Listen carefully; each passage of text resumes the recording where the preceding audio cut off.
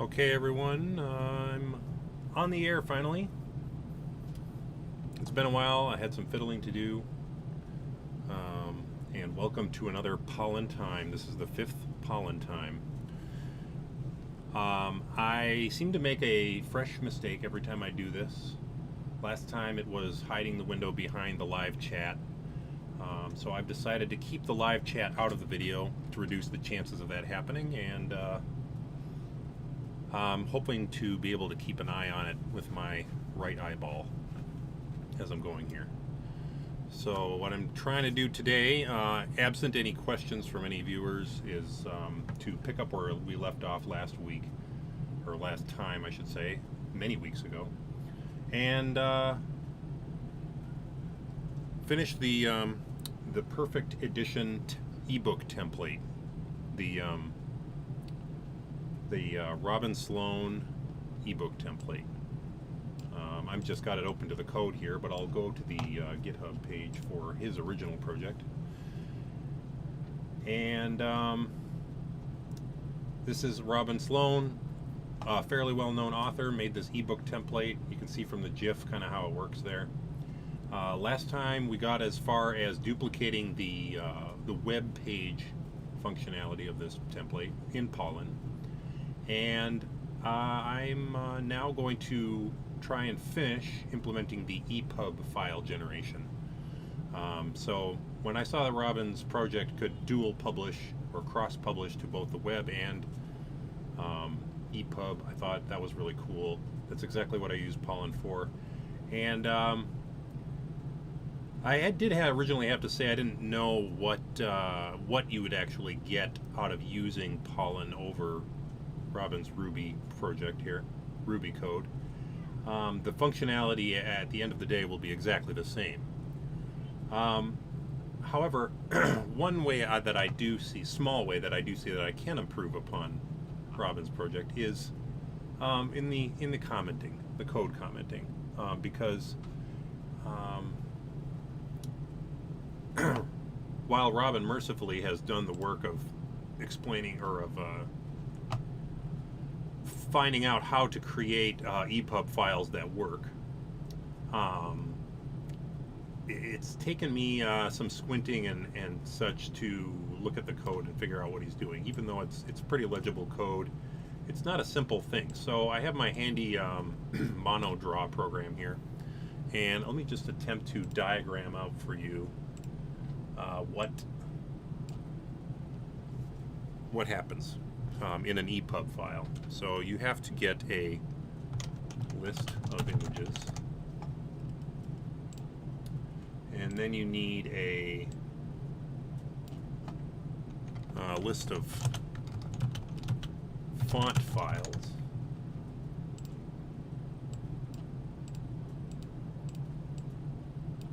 Let me expand this out this way. We are then going to need a well, that's pretty much it. We also then just need the book content.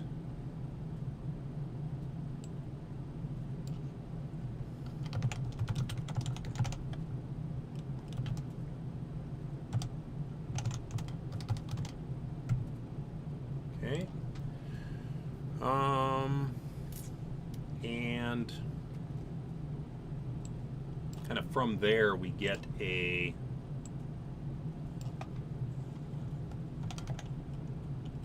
table of contents items.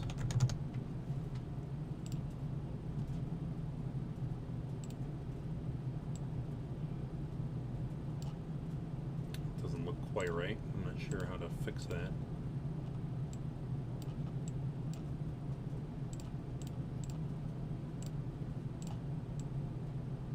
There we go.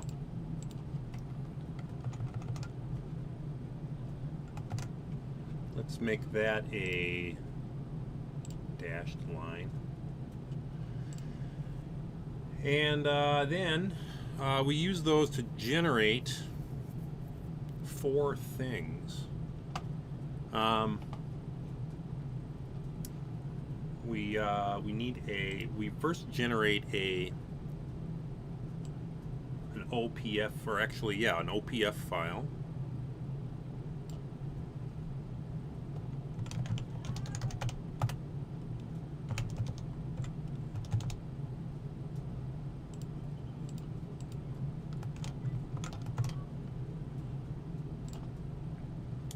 So those actually, these two things kind of come down to here. Let's just do it this way.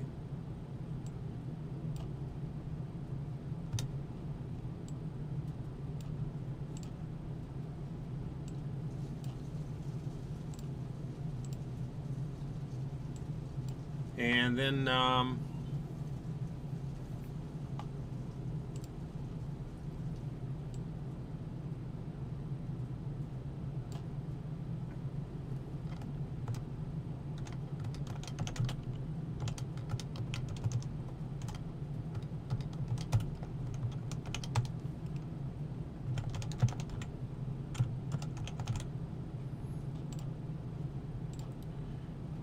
okay, so that's another file we generate, and then there's a third file that we generate.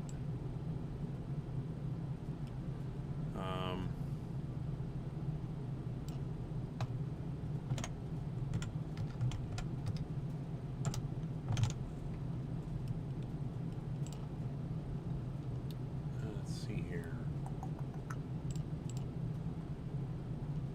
And then there's a fourth file that we generate. And that is, I was just looking at it here, toc.ncx.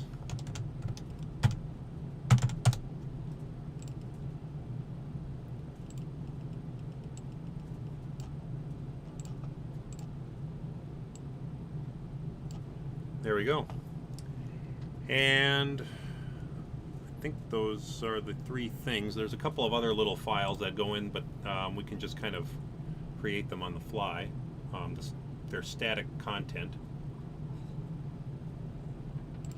The content is the same every time.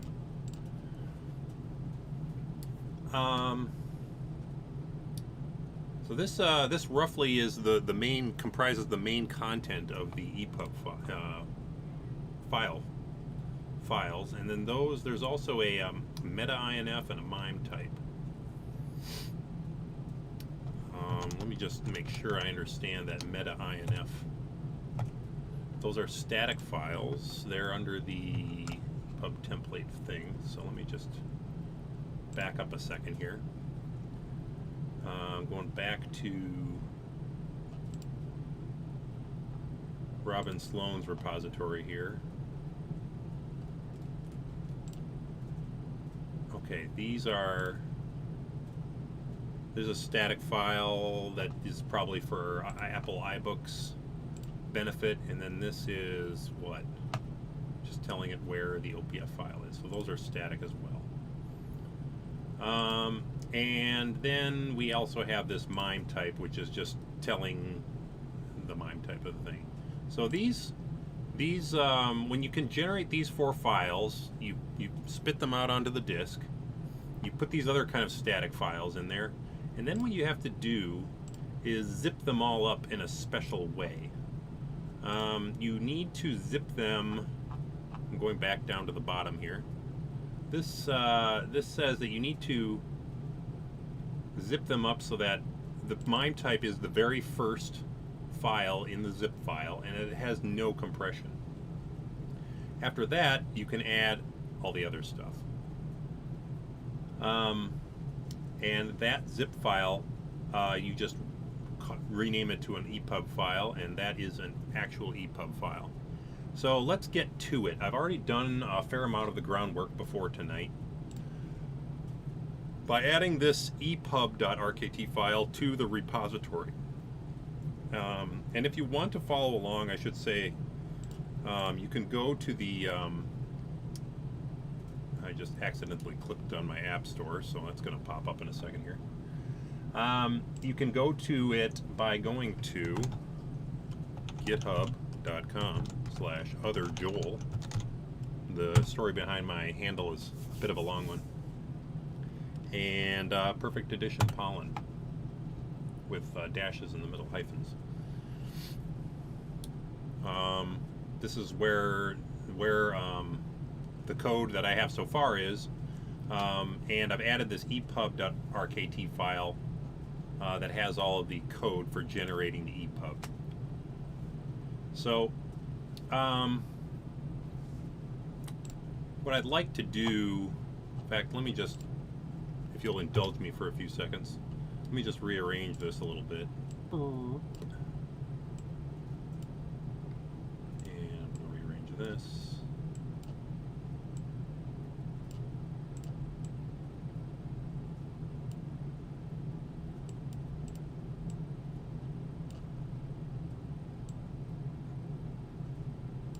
Roughly the same. Okay, now we can show that they're co-equal and co-eternal with the manifest file. And tighten that up a little bit. Let's move those all over here. Let's move these all over. Whoops. So I want to get this, I mean, you know, it's code. You want it to get it within 80 characters used to be the wrap limit. Nowadays, we should all be using more of 100 characters, but move this up here. Maybe I'll make this connect from here.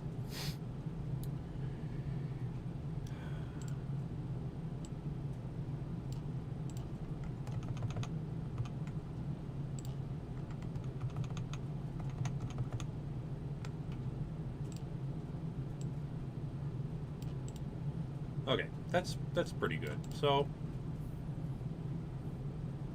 and I've never actually used this app to do this before, but let's see if we can file. Is there a way to export this?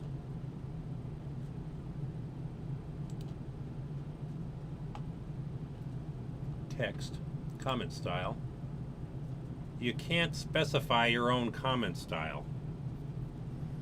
Well, that is just,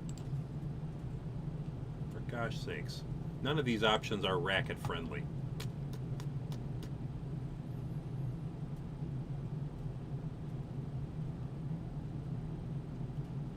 So there's really no point.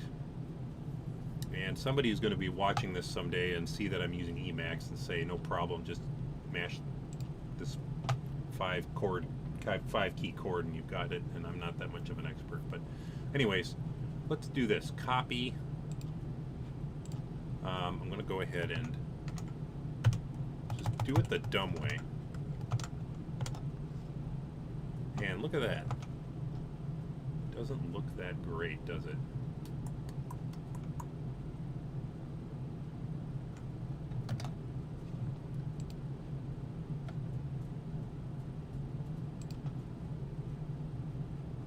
Trim trailing white space, trim white space padding, output style.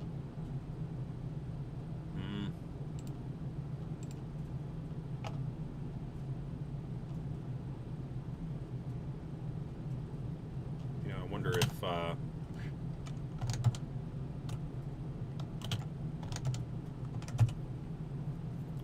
I'll come back to this if this doesn't work out. I want to get this in as a comment in my file.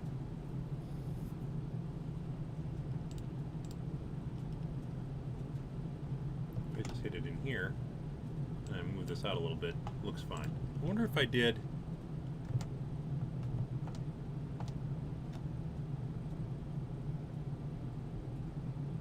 Yeah, it just didn't like it. Let me do this undo.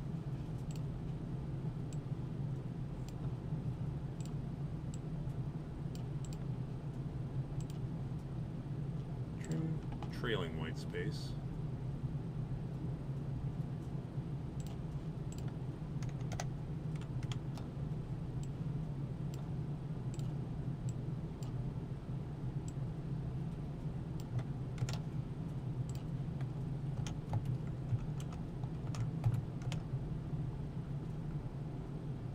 Why is it so bad?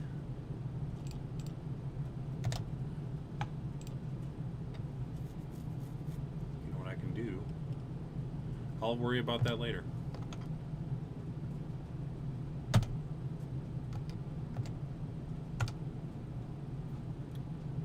Another thing I could do is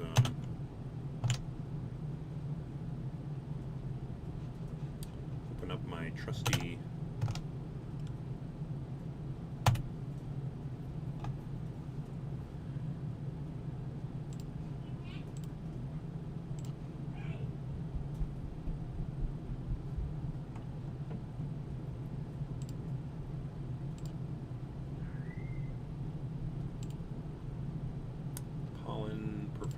expression.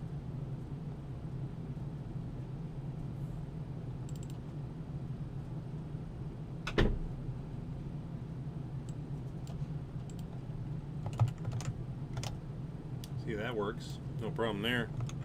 Dumb old text edit can handle it.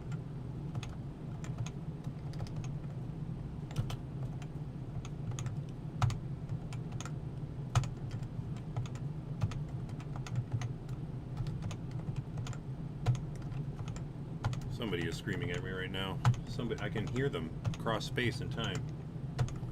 Somebody is screaming. It's maybe me. It might even be me from the future. So we'll just save that. Quit.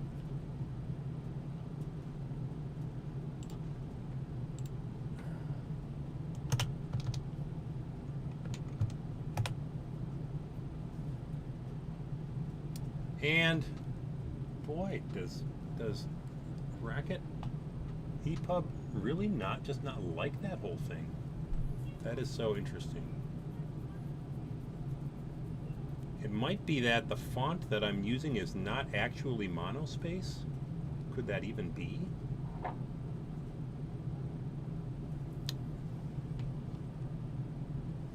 I can find out.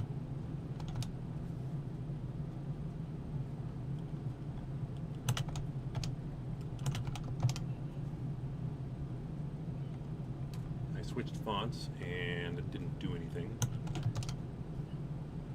Oh, that one works. I'm gonna have to take a look at my fonts. The triplicate font from Matthew Butterick, wouldn't you know it, was the only one of my 3 preferred fonts that handled that properly. It's my font all along. Let's see if I can make this a little wider.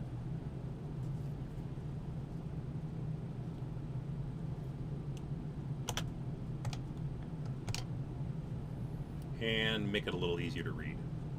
There, now we have some nice ASCII, all of that for some nice comments. I'm a fan of a good comment. I think that this particular comment in this particular source code file will warm the hearts of many a programmer for many generations.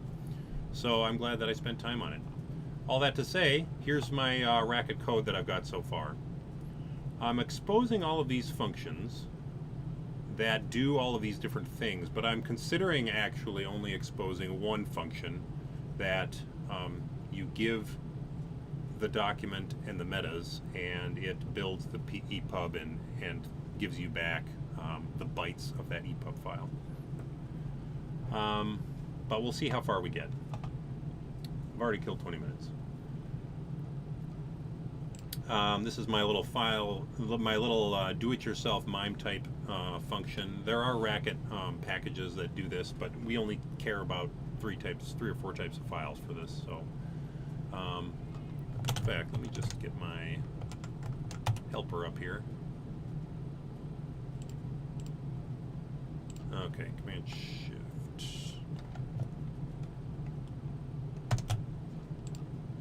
Okay, so here's what I'm looking at here. Manifest items. So you know, back to the manifest items are these items up here that we want to make our manifest out of. So this function here, I should just go ahead and comment this as I go.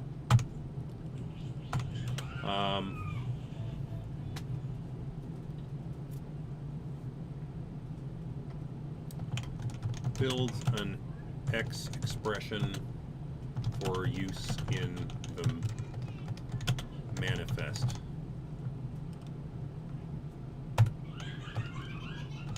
Extra attribute should be one arity, I should say, one arity function that returns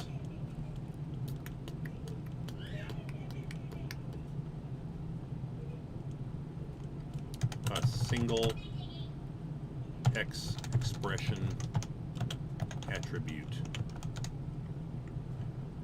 Okay. I could even be clearer by saying a single key value compare.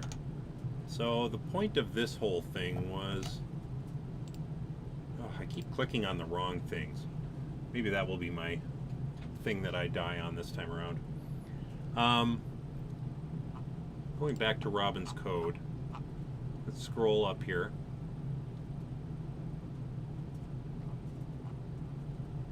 When he generates the, here's his equivalent of a MIME type fetcher. He's generating his manifest. It contains all his fonts and all his images. When he's doing the images, if the particular image that he happens to be looking at is also the cover image, then he wants to add this properties equals cover image attribute to this string down here. This item kind of format string that he has going on here. So what I'm doing is I'm kind of creating a function that does similar things. Let's so you pass this a folder, and it's going to list all of the files in that folder, and then it's going to loop through all of those files, and it kind of adds a counter in here. Counter. Sorry, I don't know what happened. Just happened there.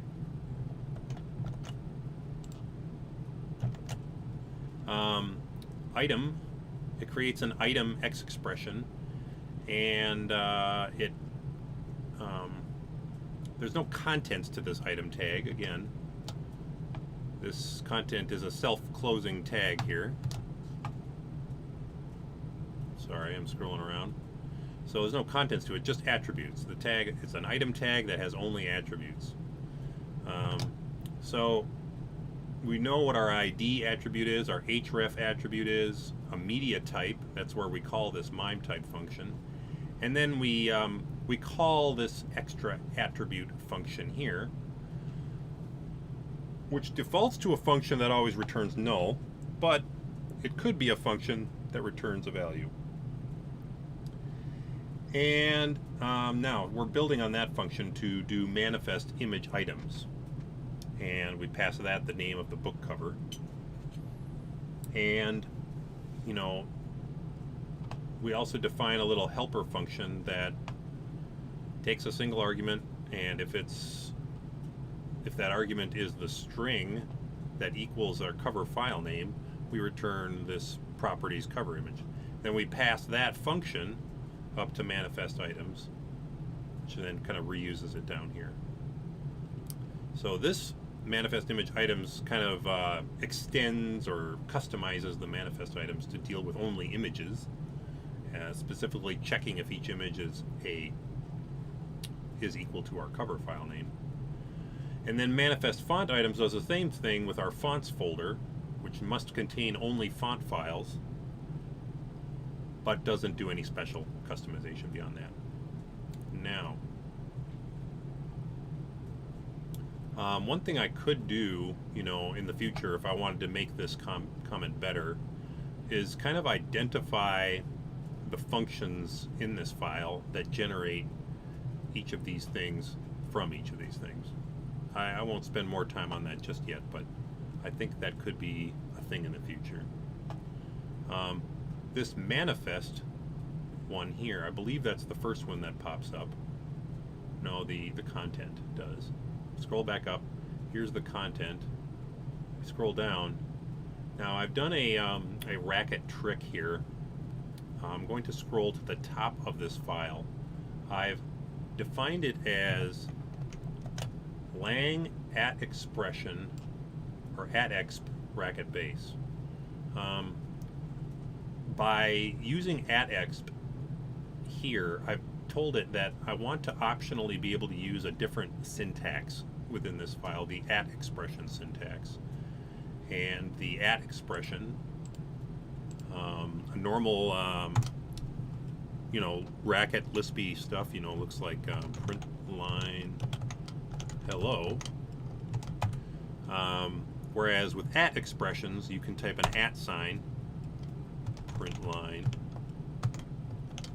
hello, which might not seem like it gets you much, but it actually kind of makes any code that you write in the syntax becomes kind of a giant format string, because you can also within this, in this at expression syntax, you can do at print line hello, and then any bracket expression within here. You can add a variable,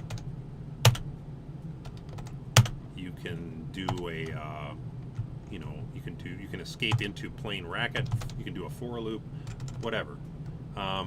So I've used this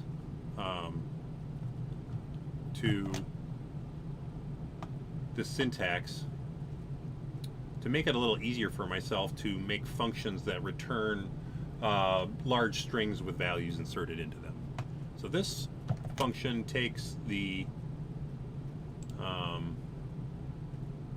metas of the document and the HTML of the body, and creates this and calls this string append, which will append any number of strings.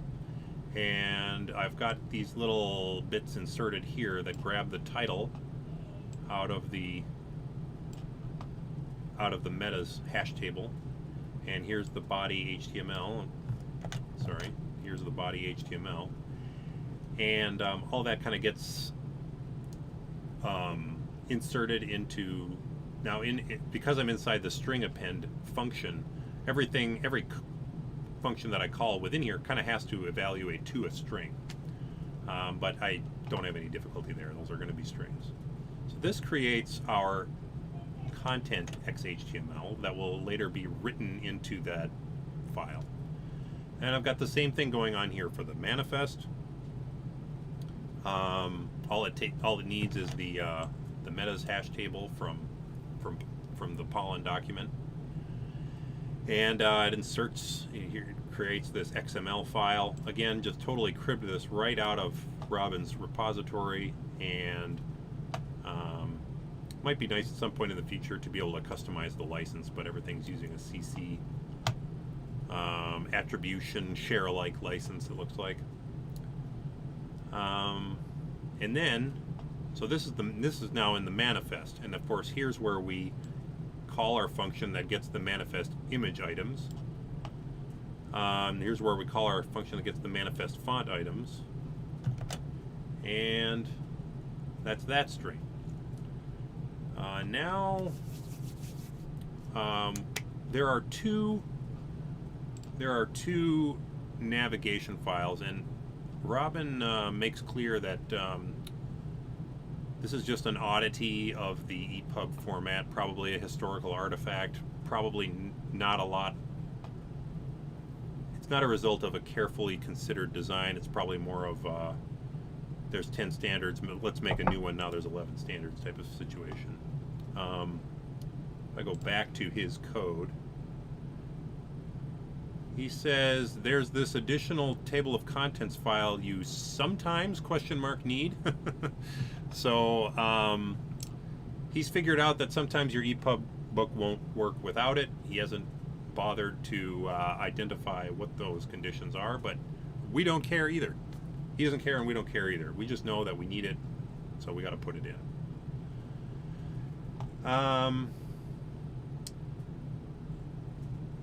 Okay, and he's got this particular document structure in here, or this folder structure. That's where we need to output these files.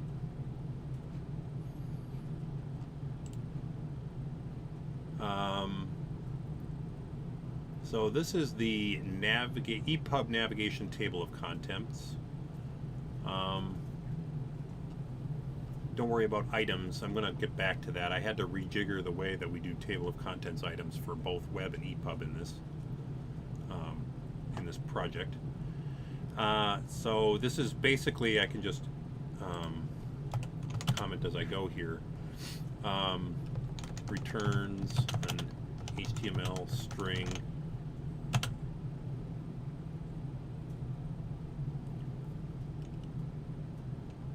containing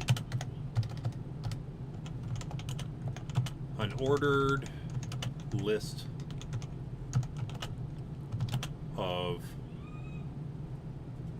links to headings in the main content file.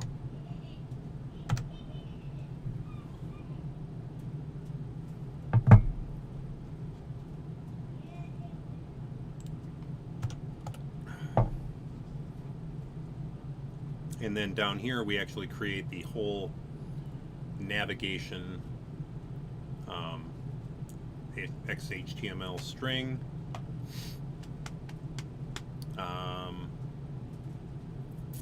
And it looks like I'm kind of having to refresh. This is a kind of detailed thing that if you get into publishing, you end up getting into a lot of these things that you don't necessarily remember later on, at least for myself. I'm not going to be a nerd out over the format of an ePub file. I just want to make an ePub file. I'm willing to put in the work, the drudgery to make it happen, but it's not to say that I'm going to, my mind is going to retain all this information. So we kind of insert those links in here. There's a front matter, there's a body matter. I'm not sure where that front matter comes into play just now. But then we have to kind of do the same thing, but for this NCX file and a slightly different format. So ePub nav TOC, and down here is same as ePub nav TOC, but in the format needed for the NCX file. You can see the you know, I think I have an errant quote mark here. That has fixed. You know, I thought it was just that the syntax highlighter didn't like my add expression syntax, but it turns out that syntax highlighting can sometimes alert you to problems, and I just found one there. I'm going to write this file out. And now I'm generating this file. So basically, you can see I've walked you through. We're generating these 4 files. I've generated the strings of content that will go into these 4 files. Now what I'm going to do live on the stream is actually make a function that kind of writes all of this into those files and builds our ebook. So let's start down here and define, well, start simple, write ePub files.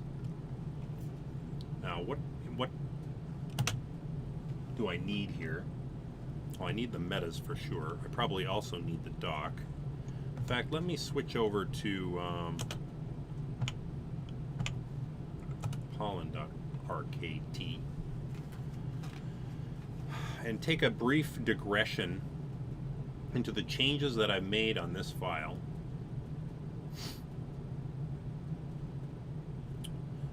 I moved, in fact, let me just open this file. This is the new toc.rkt file, their table of contents. I've provided a simple struct that has only 2 elements, a title elements and an anchor.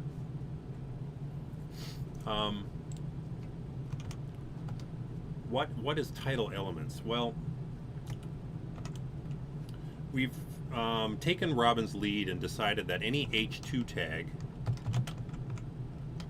in our ebook kind of HTML result is going to go into the table of contents. The markdown, the Pollen/Racket markdown reader is automatically going to create an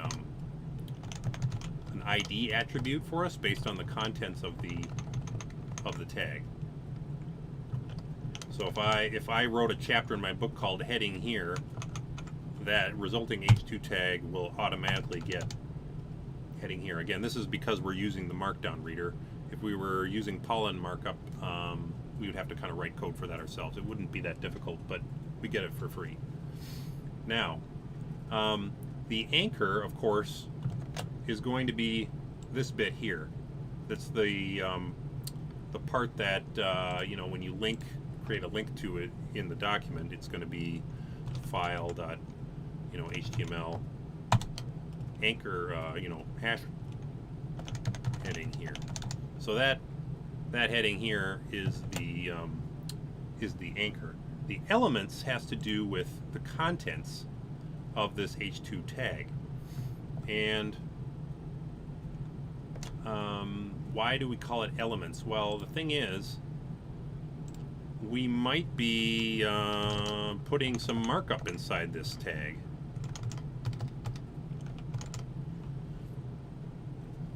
And in which case, the contents of the H2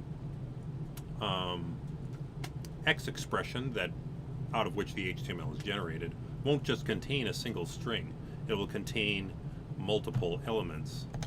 It will contain the string heading, and then it will contain an X expression like this. And we kind of want to preserve all those things so that they can later be translated into the HTML. So the title elements is a list of all the elements that appear within this H2 X expression before it becomes HTML. I hope that makes sense. I guess if you've messed around with Pollen before, it should make a little bit of sense. But that's why that's called title elements. It's because it's a list of elements. So,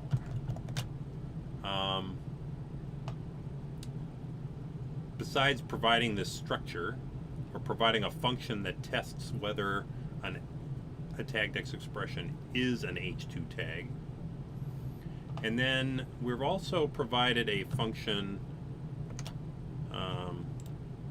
that can take the entire document and return a list. I should actually fill this in. Given an X expression, returns a list of TOC items, structs, and that gives you all the table of contents items.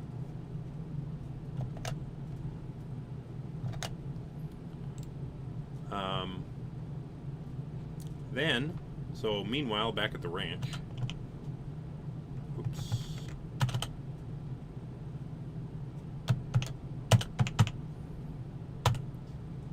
Within our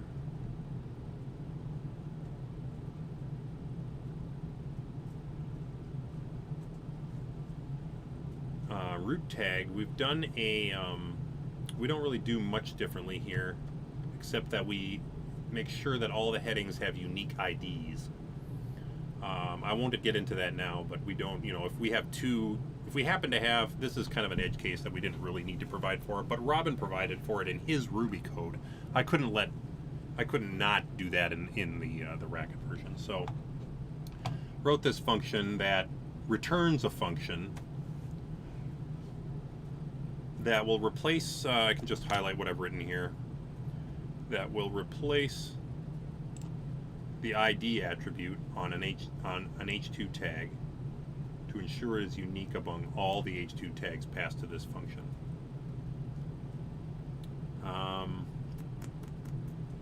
Let me see here. Well, I get, like I said, I won't get into that now. I can demonstrate it later if we have time. And then there's this build web table of contents. We call this from within the template to create a table of contents within the HTML output. All that to say,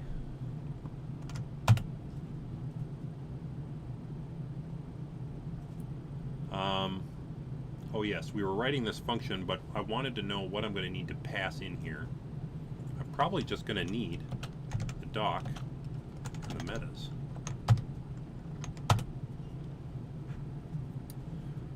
So let's make our strings. You know, we got ePub content XHTML. So that's right there. All we need is the metas and the body HTML.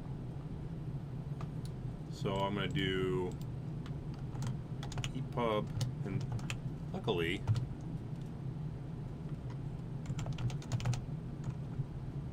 I wonder why I'm not getting my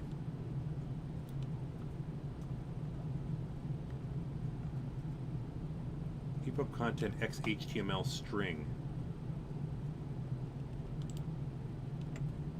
I wonder what errors I see I'm not getting autocompletes here, and I've got 5 errors down here, and I'm wondering if I dare click on them. Okay, so once I finish, you know what I should do. Okay, here's what we did do.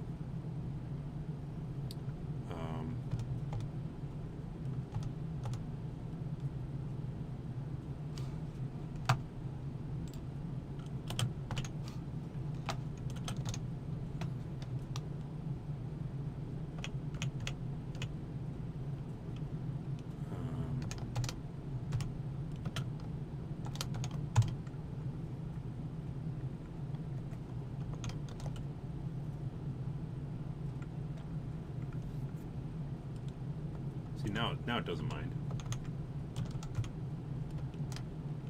Define content string ePub content XHTML string metas HTML doc.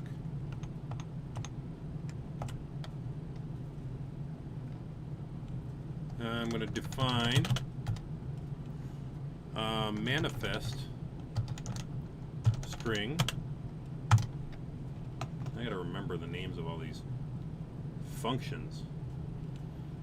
I mean, I named them sensibly, but not memorably.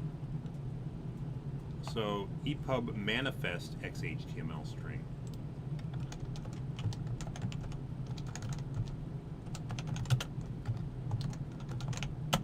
Of course, I didn't bother to remember what arguments it takes.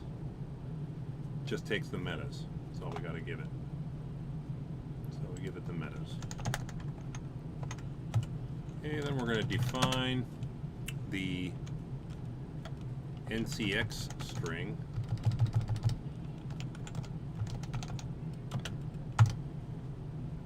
We're going to do, well, I should probably just stick to them in order. We'll do the nav string.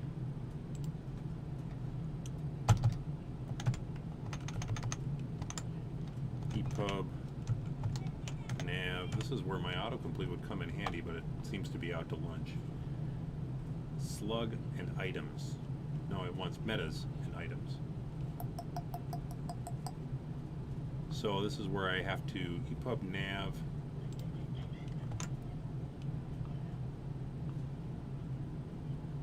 TOC XHTML string.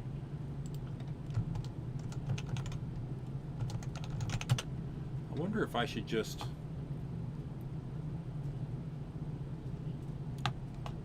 no, I'll do it that way. I'll do it the way I had it. So we'll call it metas, and then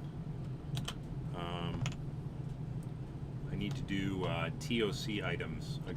I'll get the items out of the doc that way. I'm probably going to need them twice, so I might as well just cache the value.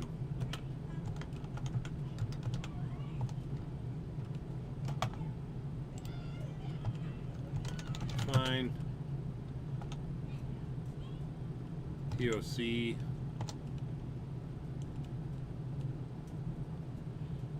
structs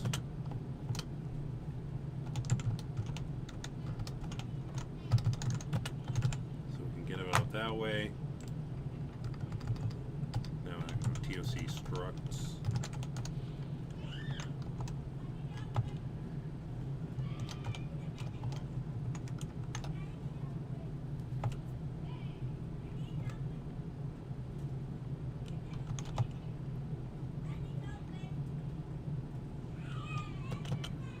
And now I can finally get my fourth string, NCX string, ePub, NCX HTML string. So, like I said, consistent but not memorable. NCX HTML string, metas, TOC structs.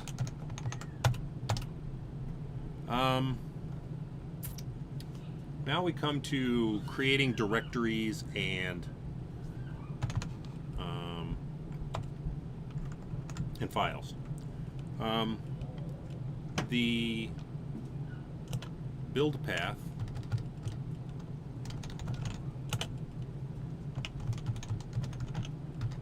no, I can't call it. I don't want to call it that because that's the name of a function that I need.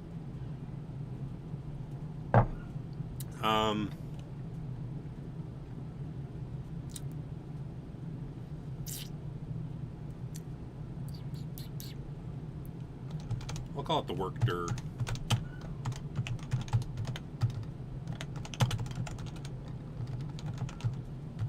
So build path current directory. Thank you for the autocomplete there. Very nice.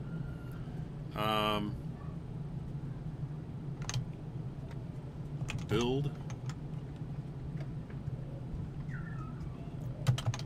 ePub. I'm going to check on his code there. He begins this end bit by changing the current directory into the build ePub subfolder. So let's do that. That's the folder that I'm going to need to create if it doesn't exist. That's going to be one folder that I'm going to need. And then define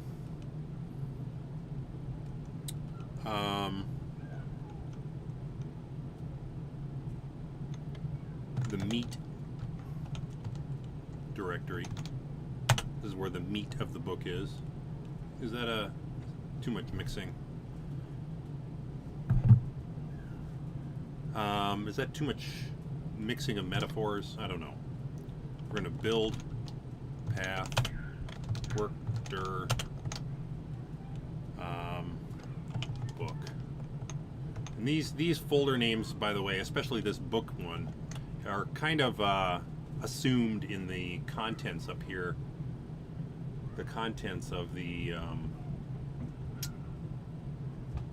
XHTML strings. So that's one of the reasons I'm sticking with that. Okay. Now I'm going to refresh my memory. I'm going to refresh my memory a bit on the functions for creating folders.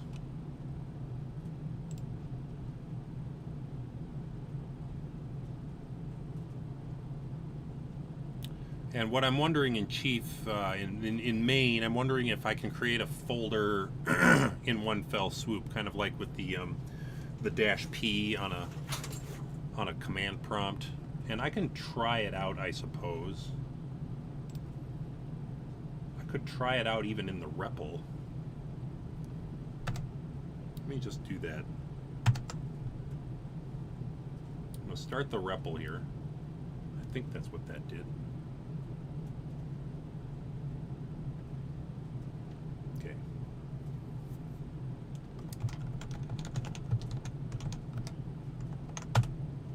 So there's my current directory. Great. What if I find work dir? I'm going to mimic what I've got up top there. Kind of an interactive environment.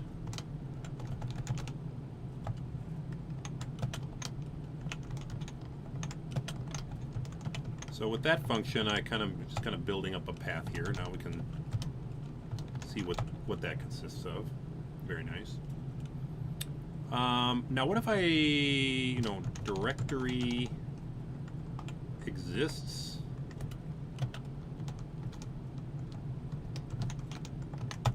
Does not exist. It returns false.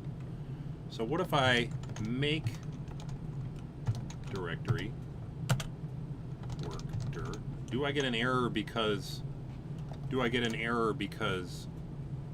you know, everything up to here exists, but build does not exist? Will it let me create build and ePub, both subfolders, in one fell swoop here? Moment of truth. Nope, can't do it. Doesn't want to do it. That's annoying. So I'm going to have to do this a little bit differently. There might be another way to do it. And I have my chat window hidden here, so nope, not seeing it.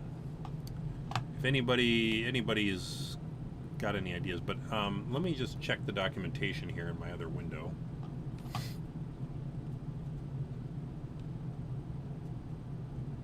You know what? There it is. Found it. There is such a function.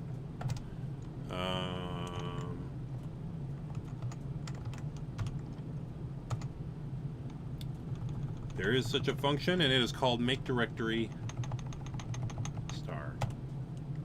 Still doesn't like it. What did I say? Build ePub. Oh, okay. Cannot reference an identifier before its definition. Oh, I probably haven't required an additional module that I need. Bracket file. Let's do this.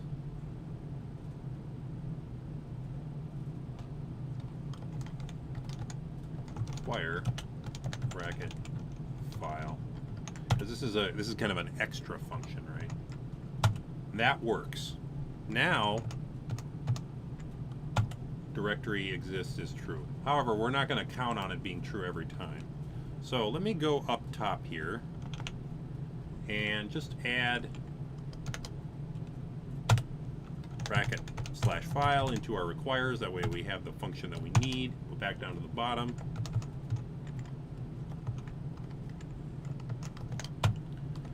Okay. Done with that now. Keep an eye on the chat.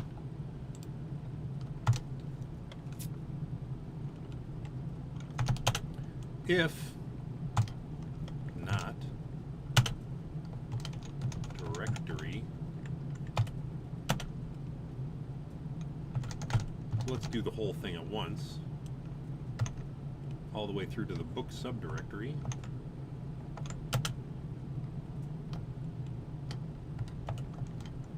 Make directory. Notice that Emacs notices that I have a new function available to me here. Okay, now at this point we know for sure that all the files we want exist. Let's write out a bunch of files.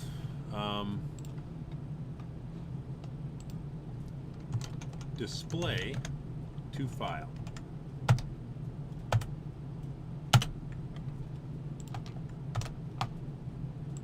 I'm just going to make sure I know all the order of the arguments to this particular. The value content string, and then the path is going to be build path meet dir, and what is the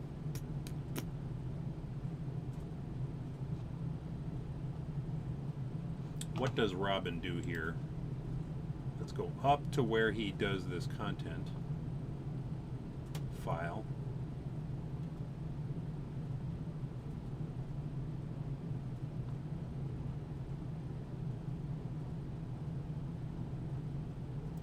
Must have missed it there.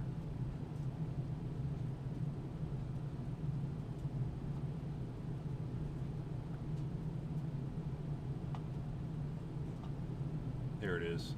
So he uses the, I guess I'm going to copy him, but he uses this slug in the file name, and I kind of have to do that too because I've copied that assumption everywhere else.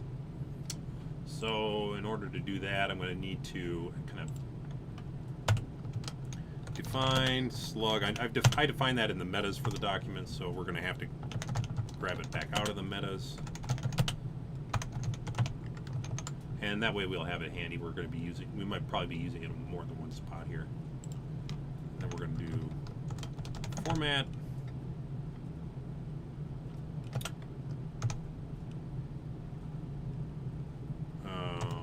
A content XML.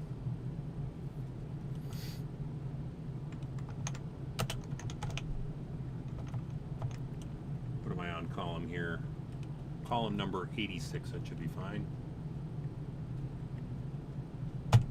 Okay. Now we have our content. We're going to do the same thing for the other strings. Display.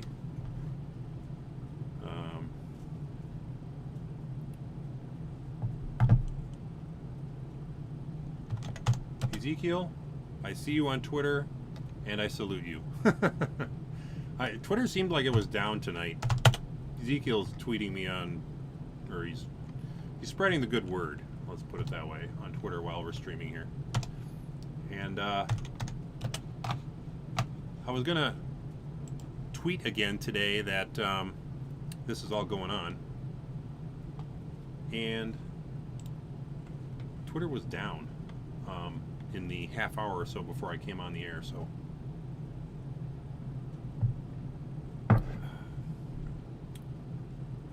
I wasn't able to do that.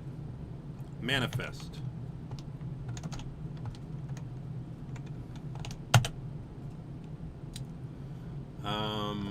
Build path meter. What do we call that file again? Book.opf. Much easier.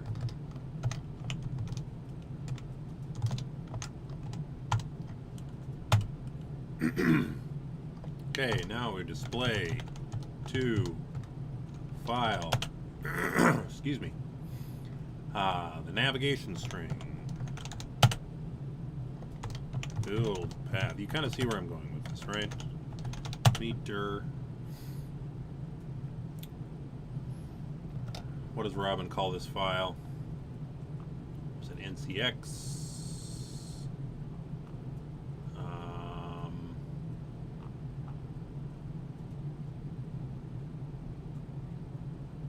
Slug nav.xhtml. So we're going to do the same thing as before. Format nav.xhtml slug. Okay.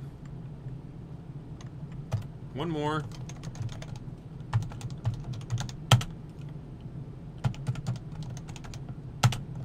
And what does he call that file? toc.ncx.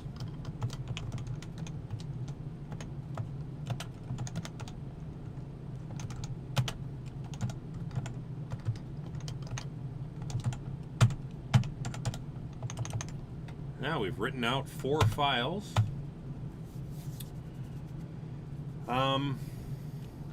There's a couple other things we need to do.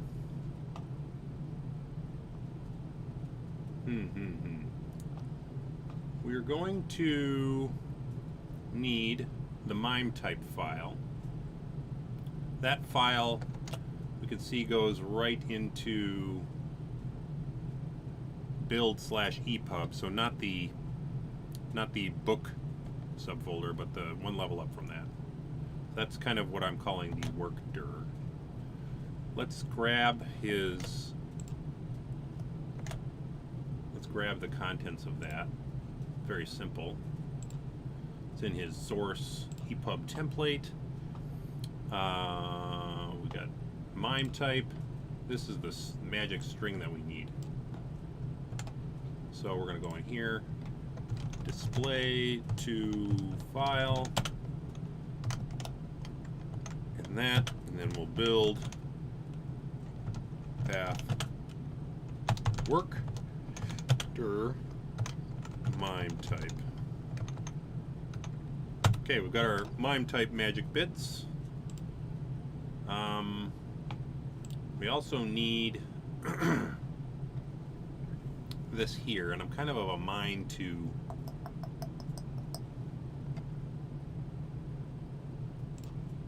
do I do these as constants? I could do it as constants, is what I could do.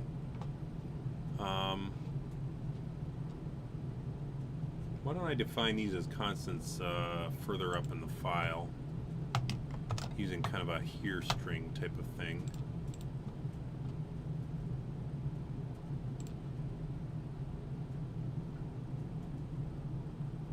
And I can never remember how to do here strings in Racket.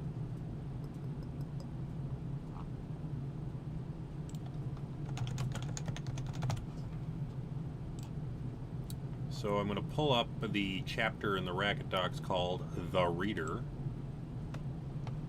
It's a very enlightening chapter.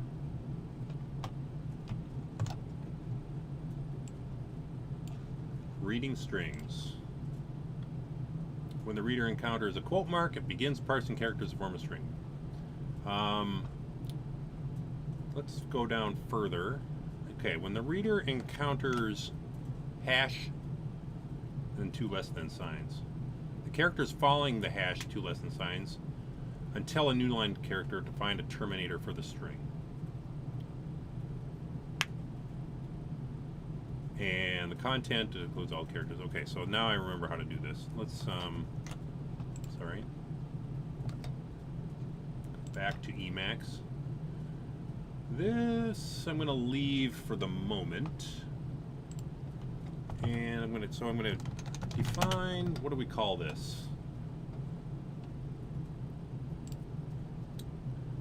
This is called iBooks Display XML. Let's just call it that. iBooks Display XML. And then we can go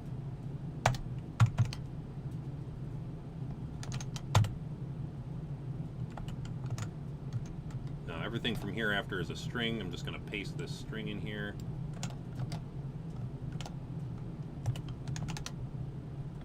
There.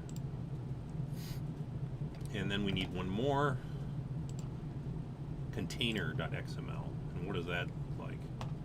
This job right here. You can see this is another spot where that book folder name is kind of encoded. So that's why we kind of keep using that. Less work than changing it. And we're going to define container XML. Same deal. Let me give some white space in here.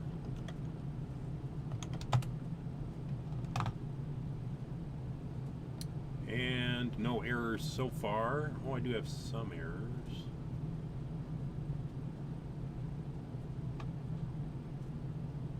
Oh, it's right here. Doesn't like my if statement.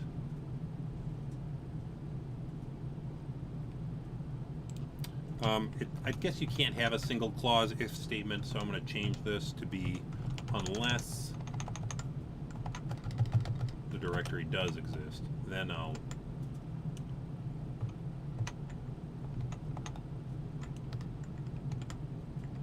do it there.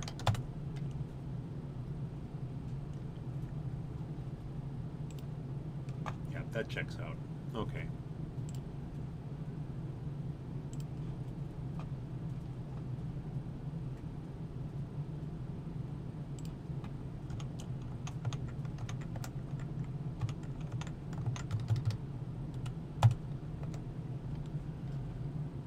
So I have these 2 strings now.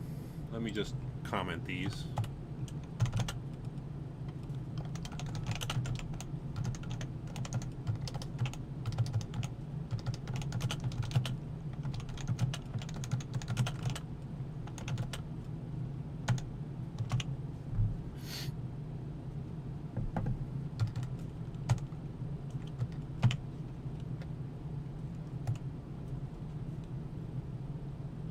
So those files are iBooks Display XML and Container XML.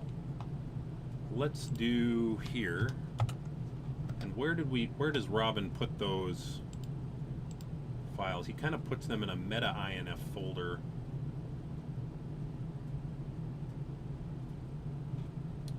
I'm going to need to create another folder.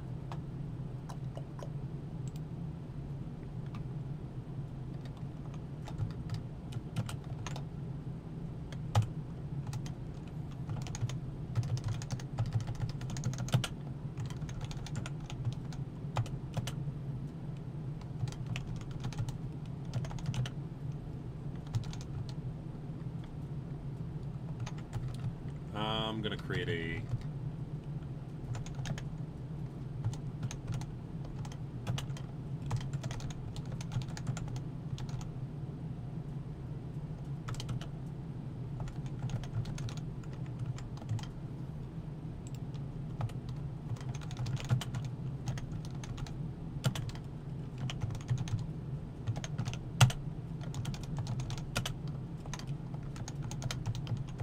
okay. I'm just kind of again copying the format that Robin has in his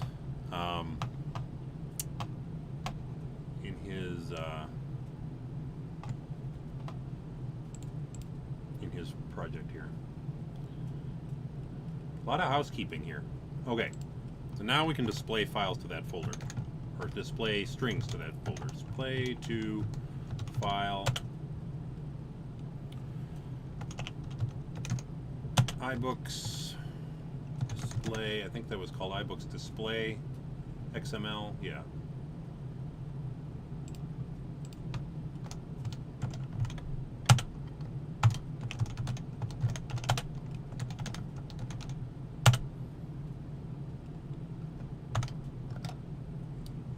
Let me just copy that gnarly file name out of here.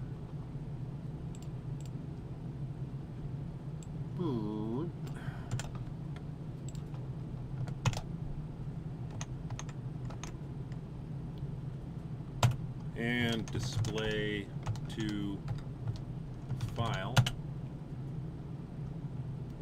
container XML.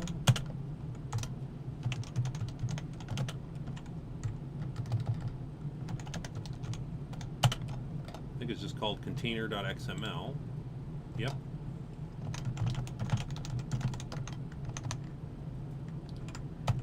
Now the files are there.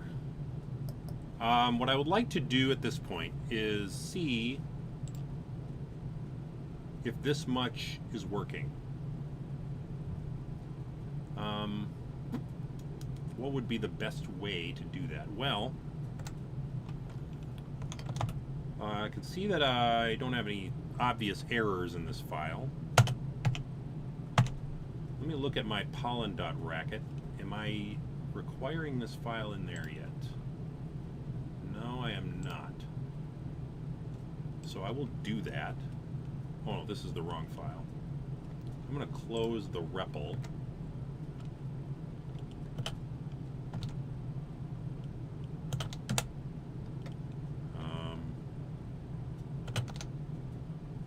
I'm going to... Here's my pollen.racket. Okay, so let me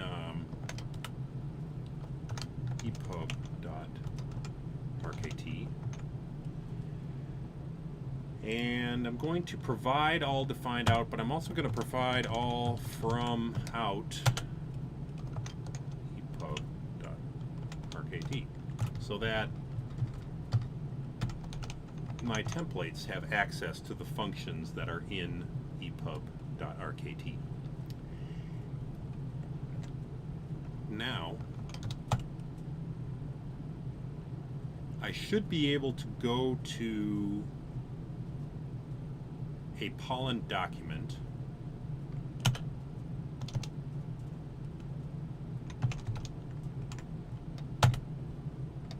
I should be able to, now, this is what our pollen documents look like.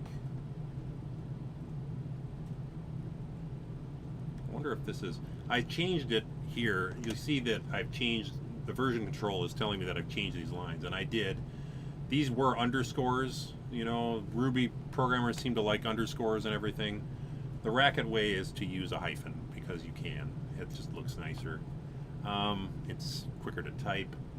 I did change them to hyphens. I wonder if I messed any. I don't think I messed anything up by doing so. However, we can soon find out. This is what our pollen document looks like. As you can see, it's Lang pollen markdown. So this is all marked down here. And if I switch to racket mode,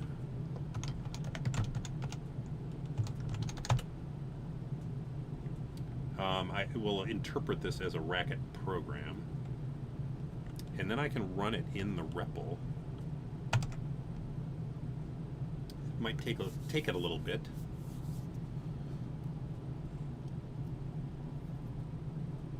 Spits out the doc. Let me just kind of scroll back here.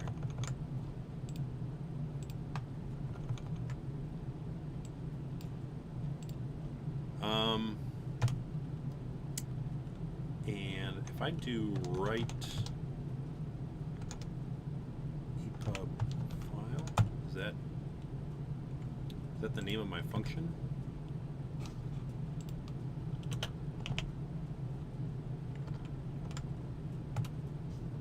Write ePub files.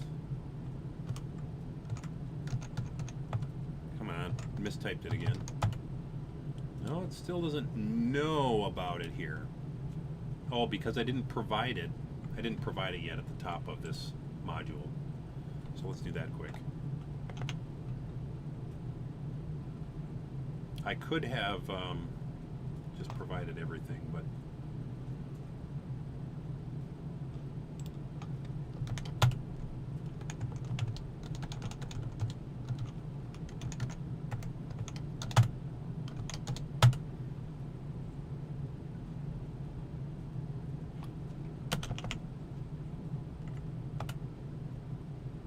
try this again. I'm running it here. Bytecode needs file. Come on.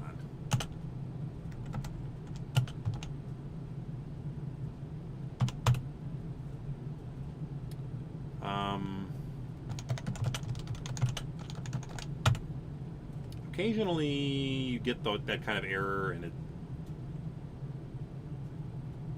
provided identifier is not defined or required.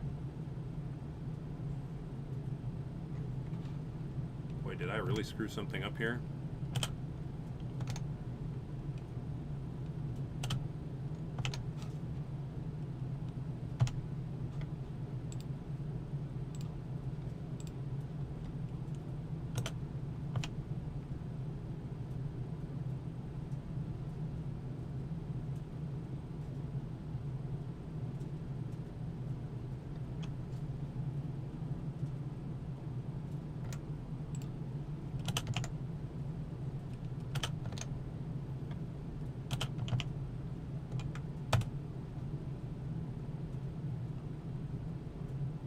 Go down to the bottom. Write ePub files. Come on, Joel.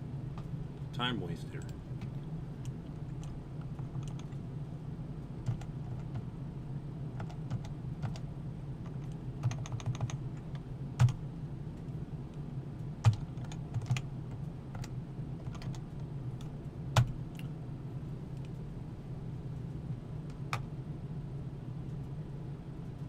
Swatching. Okay, good. Looks like that worked. No errors here.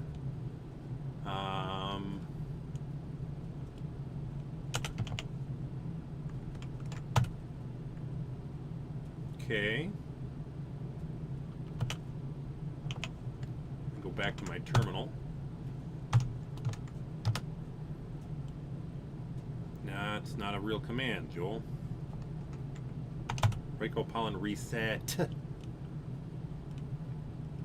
Okay, finally. Okay. Go back to our file here and rerun it in the REPL.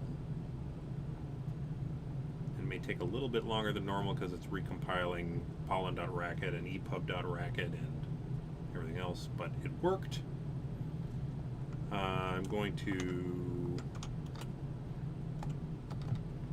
going to do write ePub files. That is popping up in my autocomplete, so I know that is a function that works. Now we're going to see what my bugs are. ePub files. I can't remember what order I gave things in, so I'm just going to crash through here. Href, no value found for key. Title HTML. Yep. See, I need to probably gonna break something on the web side of things here, but I can fix it later. Title hyphen, not underscore. Let's do this. So we'll rerun it.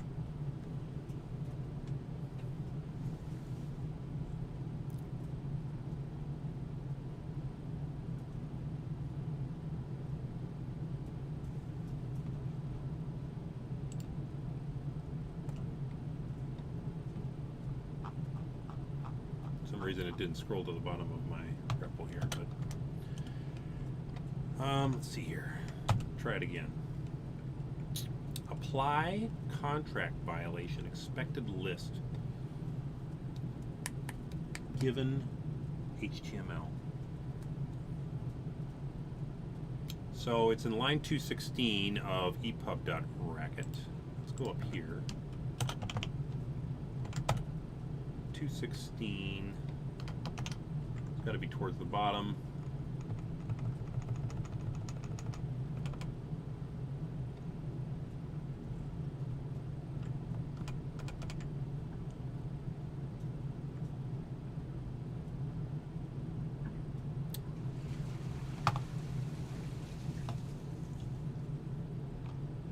Confess, write ePub files, that's context there. Where am I using the apply function? Is it the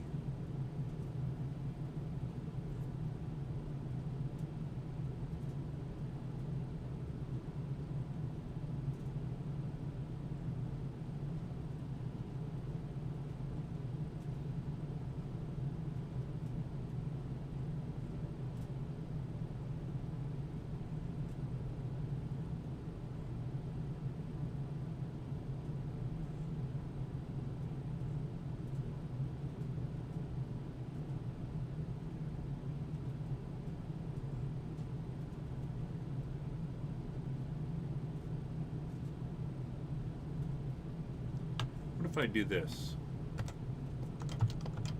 HTML, sorry.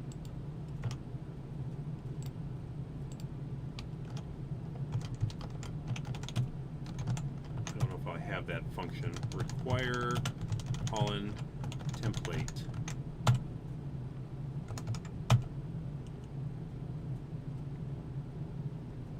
It's writing out all the HTML string in not a very friendly way, but it returns a single string.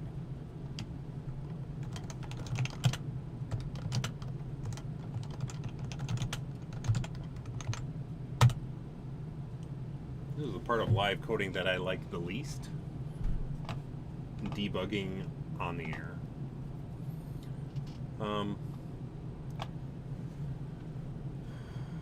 Apparently there's an apply function, and I know what the apply function does. It expects a list, but it's only getting a single string. Let's just do this. I'm in my epub.racket file. I'm going to do a search for apply. Do I even use it anywhere? No, I don't.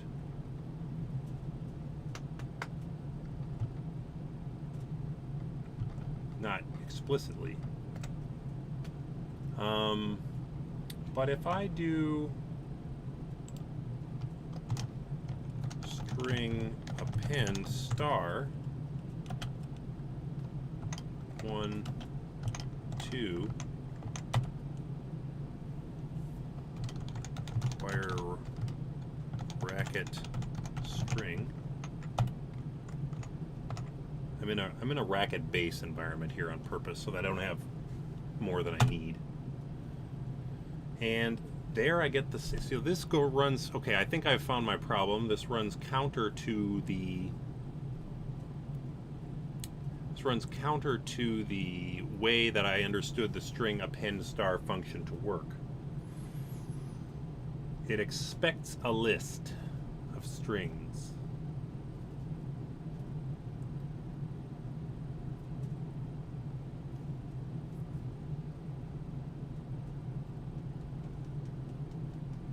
But I'm not giving it a list of strings. I'm giving it a bunch of strings. A bunch is different than a list.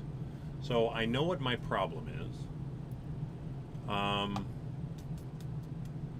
feel like somebody should, maybe it should be me, but somebody should make a pull request to give a better error message in this case.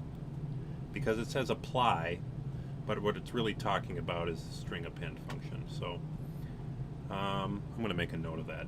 Maybe I can make that one of my humble contributions to the Racket programming language. Meanwhile, we're going to have to do this. Everywhere where I've used string append star, I'm going to do this instead. String append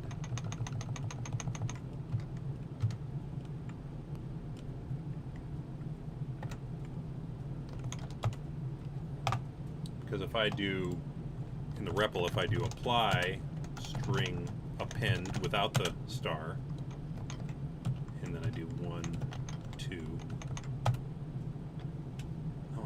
Oh yeah, because so I shouldn't need apply even. I should just, I've done this before. You'd think I would remember. String append, not string append to star, just string append.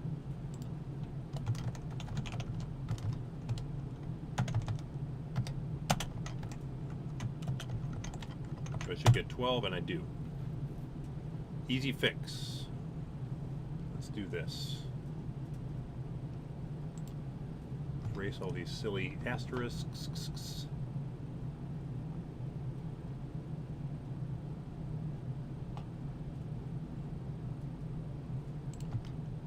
There's not that many more.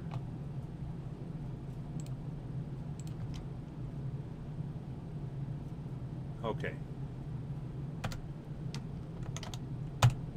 Write that out, wait for the syntax check.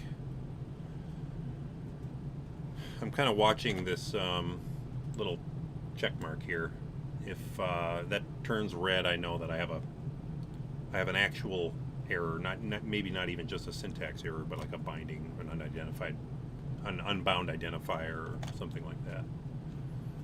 Okay, so that is good. I'm going to go back to the book content file. I'm going to run it.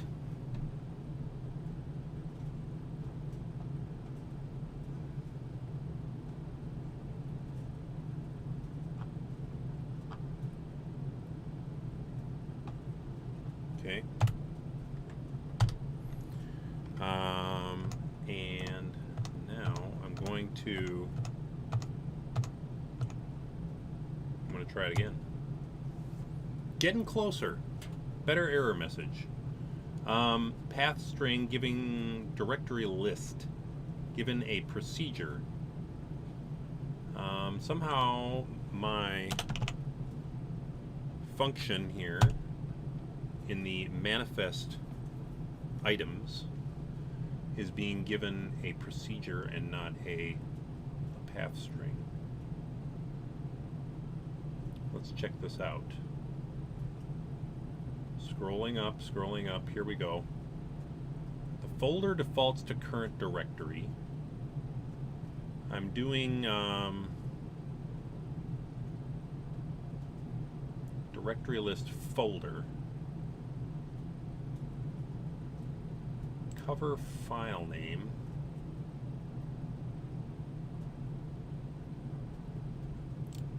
Images folder. Oh, you know what I did?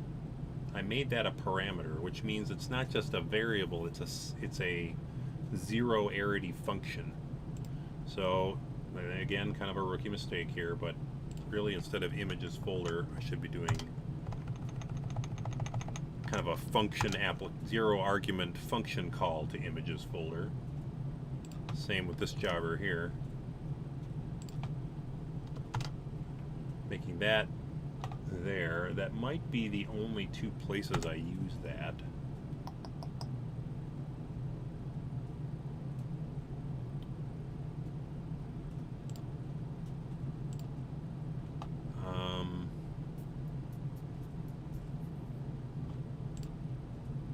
Not quite willing to, I think those are the only two places I use that. I could double check that in a second.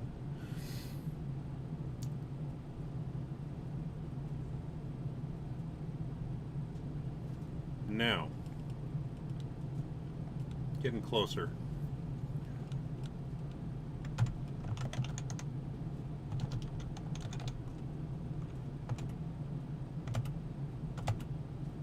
Okay, yeah, that is the only two places I use that.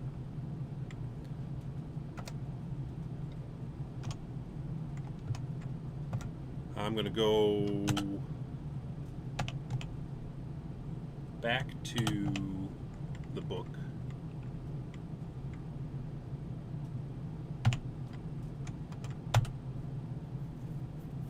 I'm going to run it again.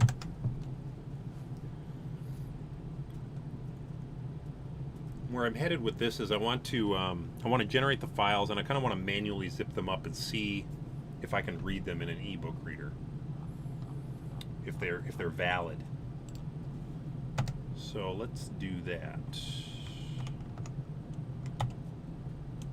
Another interesting one here. HTML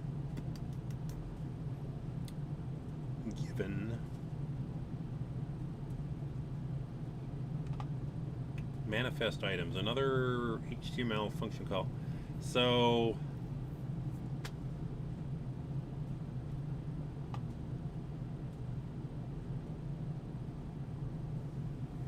what doesn't it like about this?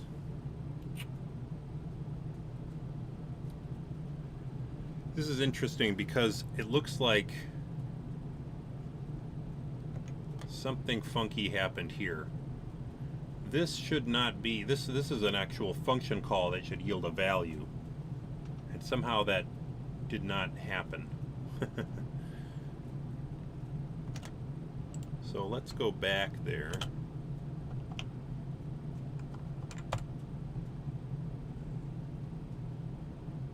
Yeah, I forgot to unquote right there. I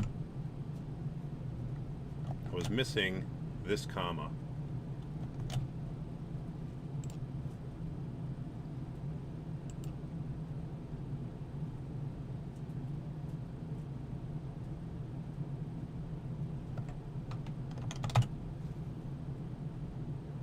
I want to check for that syntax. Funny that this is not bolded here, but maybe the locally bound ones are not bolded in the syntax highlighter.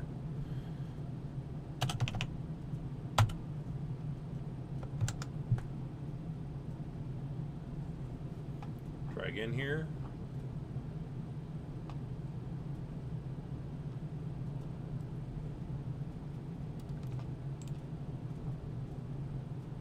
Okay, almost there.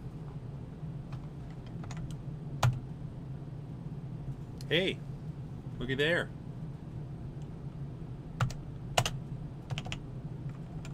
Let's go back to the terminal. What do we have in here? We have a build folder. There's an ePub folder. What's in here? There's a book and a meta INF folder.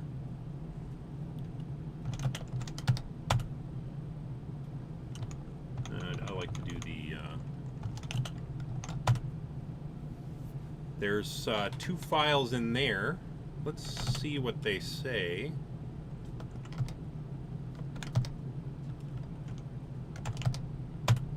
They have our content.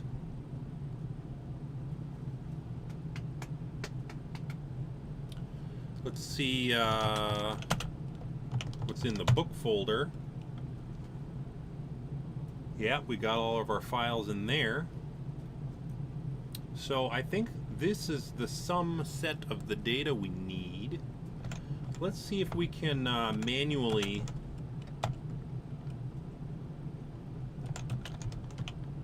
so we're going to be in this ePub folder. Let me just go here to Robin's repository again. His generate file is the main one where all of his stuff is. All the way down at the bottom, he does these commands, and I probably will basically be shelling out to do the same commands because I don't believe that Racket has a way to create a zip file with no compression. So I'll be taking the same approach he does. I won't be using like a Racket function to do this. I'll be using shell commands. Zip x0. Okay, so let me do this.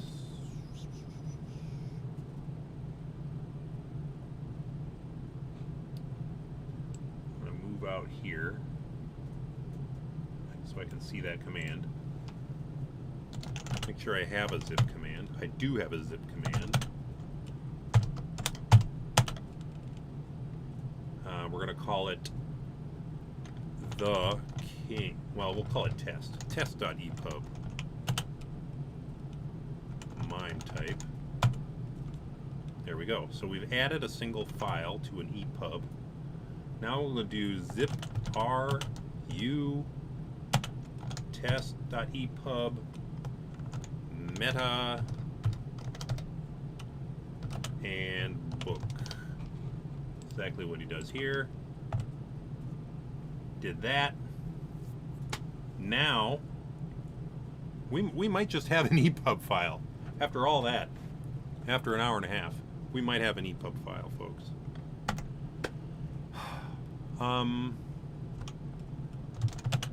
Let me just get back into Macworld here. This is what we have going on. Can I open this? I've never even tried opening an ePub file on my computer. I'm going to try it now. Something's happening. Welcome to Apple iBooks. Upload complete. Well, it looks like it created an ebook.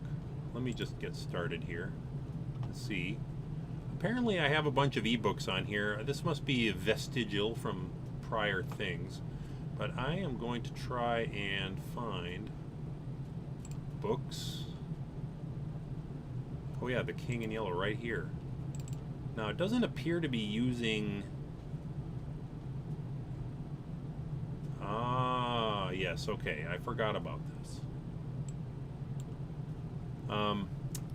Robin Sloan has addressed this in his code.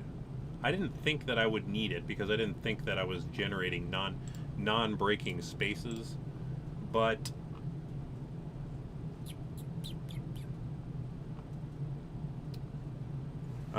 he did mention this.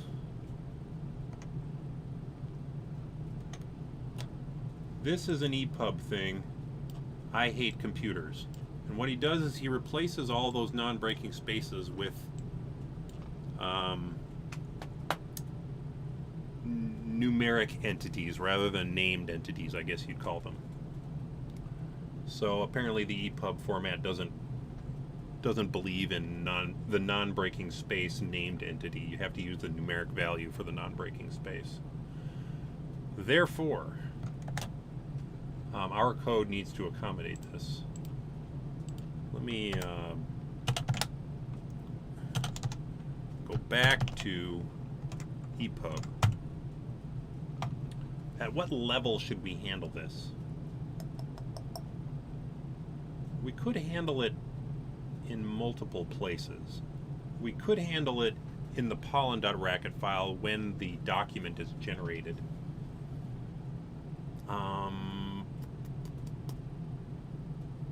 Which one would be quicker? Not that it matters, but which one would be quicker? I think the simplest thing to do would just be to do what he does, which is a simple string replace. And since this matters at the level of the ePub content HTML, let's handle it within this function right here. So we're going to go up to that function.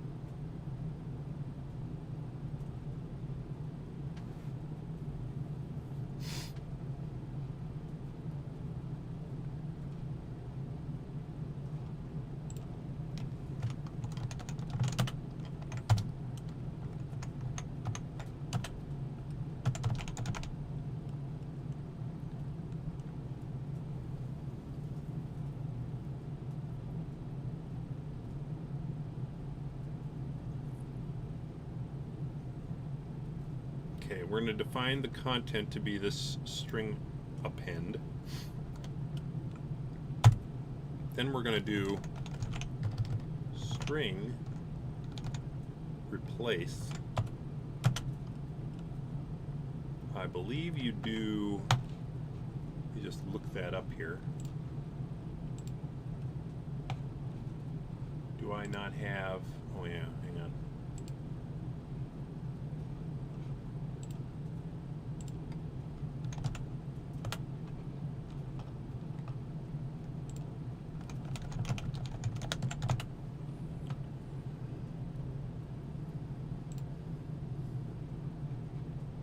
String from to.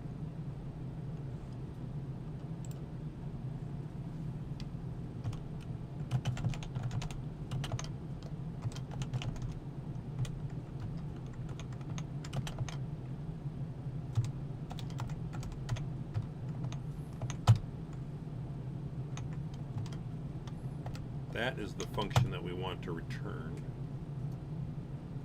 So let me go back to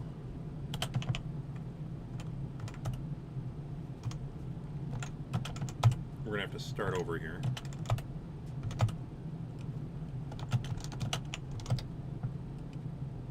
You know what I should do? I could even just avoid this by at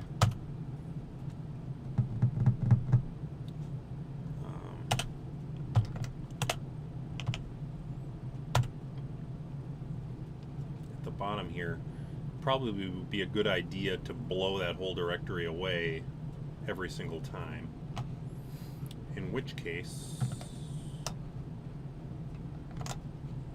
let's go to the racket reference, operating system, paths, manipulating paths. No, I don't want paths, I want file system.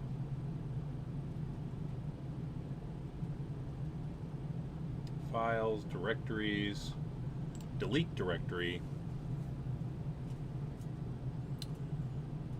I wonder if it will let me delete a directory that contains a bunch of stuff.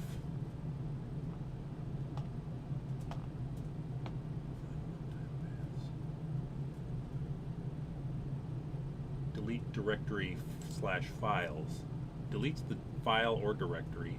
Path is a directory. Then it is applied to each. Okay, so if must exist is true, then a exception is raised if path does not exist. If it is false, then it succeeds if the path does not exist. But a failure is possible if path. Oh, okay. Could be careful of multi-threading as always.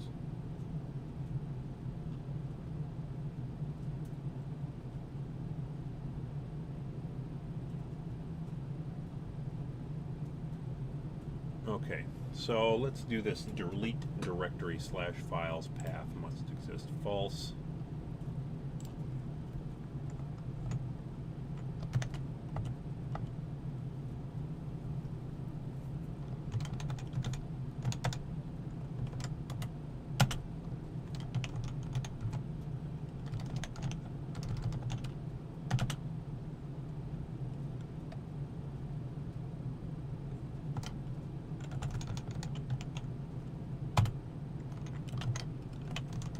This is the folder we want to delete.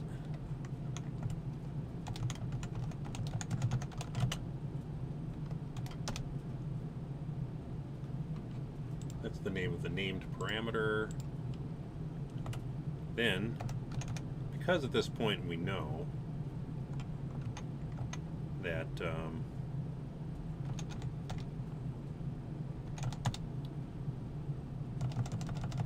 that this file does not exist, we just make it.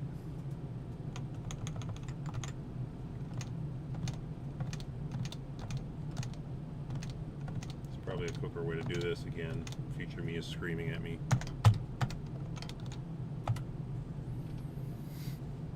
See if that passes the check. Does. Back to the book.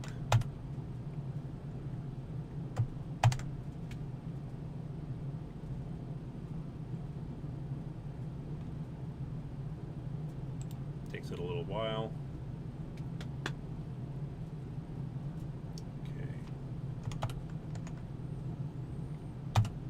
Write it to the files, back to the thing here, it is there.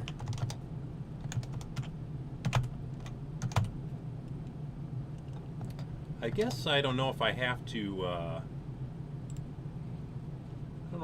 delete that file. Yeah, I'm going to delete that book. Okay, now it's gone.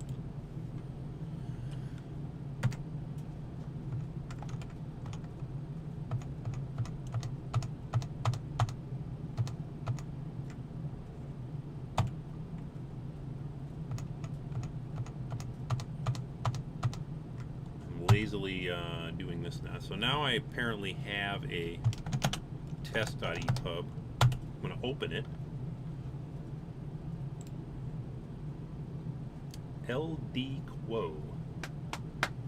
Got a little further that time, but this is going to be a problem if every single named symbol is going to become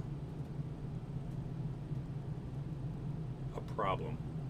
Let me take a look here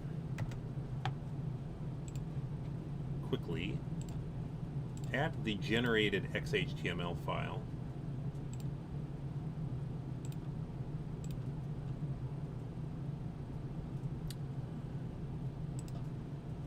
I'm going to open that with something. Sublime Text, let's say. Haven't used that in a while. Can I make it bigger? Make the text bigger. I'm wondering if there's RSQuo. This is not the right editor for this job.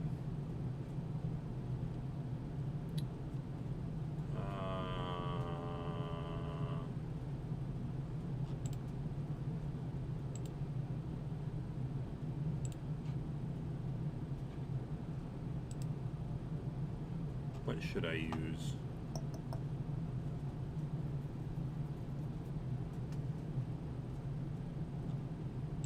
Open it in MacVim. Which you'd think would be faster than it is being.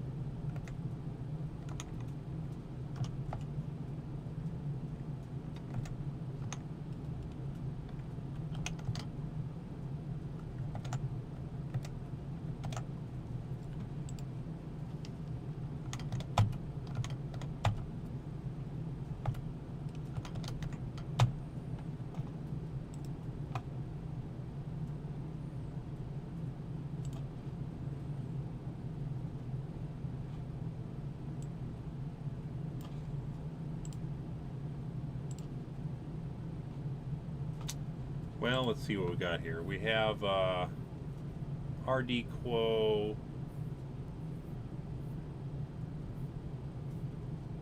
LD quo, RS quo. It's all these quote marks. Wonder if I have any dashes in here showing up. RD quo. Not sure. I think what I will do, since I believe we are close, should I just go for it? I should just go for it. What are the numeric equivalents? These are all coming from the Markdown reader. I'm gonna have to look up these equivalents quickly. HTML entities.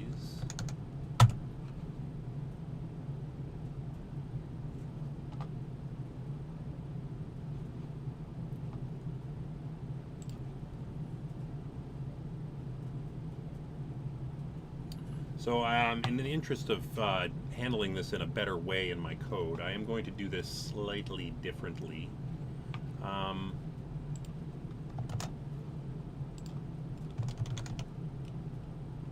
Let's do decode. Look up the decode function from Pollen. And if I decode it and I entity, entity proc is down here.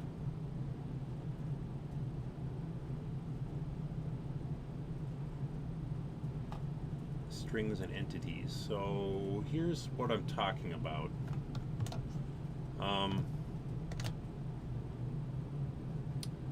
In our decode function, we can pass it the name of a procedure to apply to every entity. And for example, here it's replacing entities with the HR tag. And so in this case, it would replace AMP with HR and 62 with HR. So I believe what I can do there is, for every entity in the document, look at it. If it's a symbol, I'll replace it with the number, with the correct number. And that number I will get from here. I'm just going to do RS quo, for example. That's 8217. That should give me what I need to do. So let me just go back into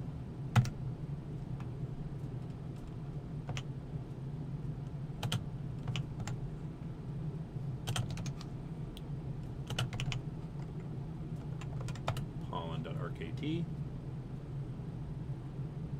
We're just going to do it right in here.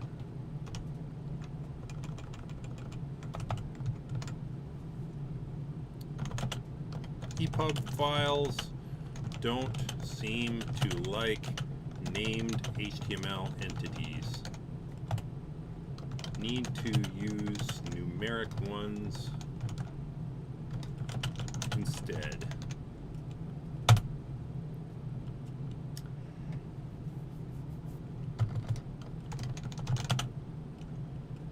Numberify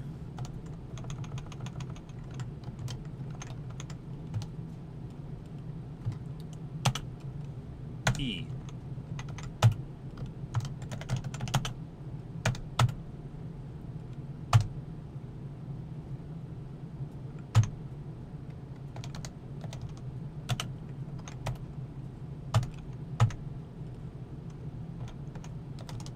These are the 4 that I'm guessing we need to deal with. Actually, the 5, obviously.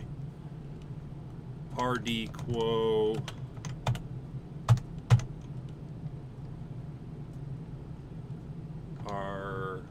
LD quote, left double quote, then of course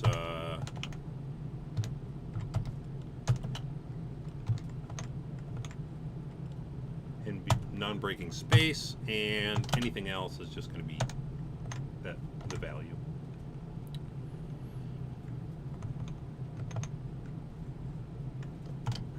So what did I say? RD quote, LS,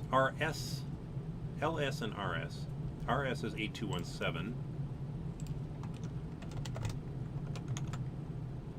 LS is 8216. God, I like the numbers in this font. Forgive me a nerdy moment. RD is 8221. Left double quote is 8220. I should know that by heart because I used to type a lot of HTML by hand. And, whoops, sorry, 160 for non-breaking spaces. Okay.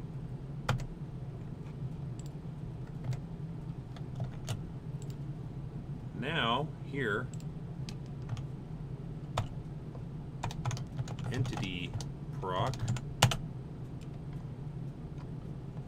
numberify.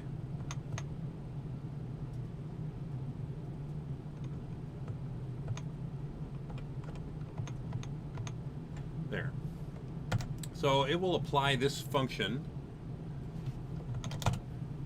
to every element in the document, and if it's one of these, it'll replace it with this number, and plain numbers and X expressions output to, now I'm getting I don't have match in here, I'm gonna have to add it in. Bracket match.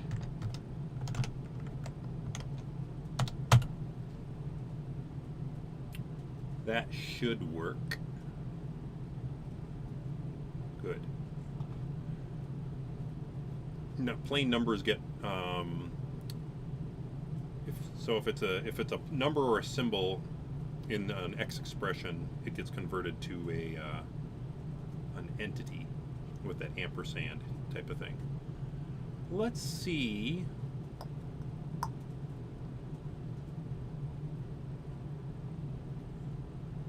I should be able to also, while I'm here,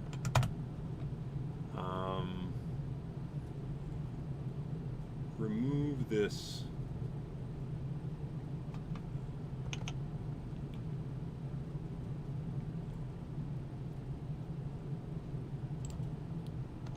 search and replace, since I'm already kind of taking care of it. I'm already kind of taking care of it at a prior stage now. I don't have to do it here.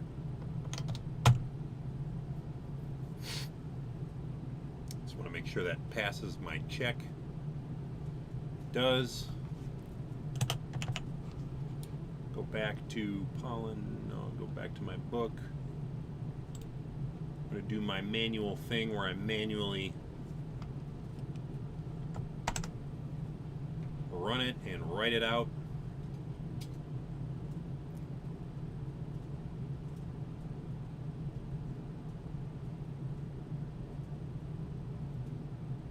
Just noticed something too. There's an M dash symbol here. Notice that I've got these 8217s. That's showing up just fine. Now, do ebooks like M dashes? Boy, I don't know. I have a feeling that I'm going to get a lot of complaining about the M dash. If I got complaining about other stuff, I should probably fix that one too.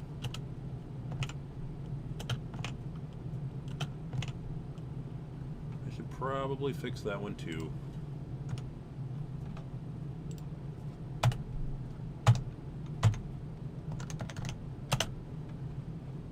Up here, 8212.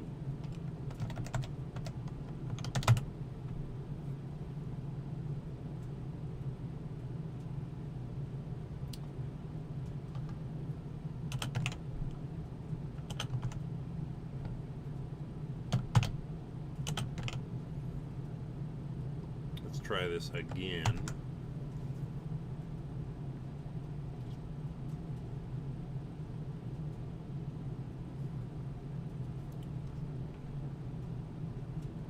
It's a good thing I didn't put the entire contents of the actual book, The King of Yellow, in this file just yet, or it would take even longer than it's doing now.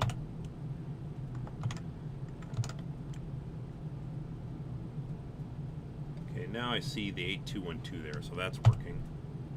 Okay, I've written the files.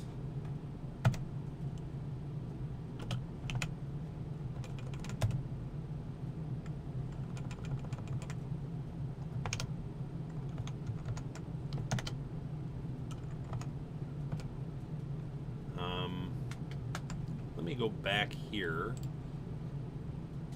Close this file. Back. Oh, I clicked on my dang app store again. I'm going to go here and that should be fine. Let me do my zip building procedure again. In fact, since I know this is working,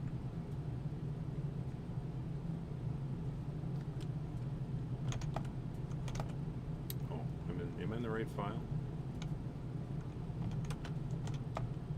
Oh.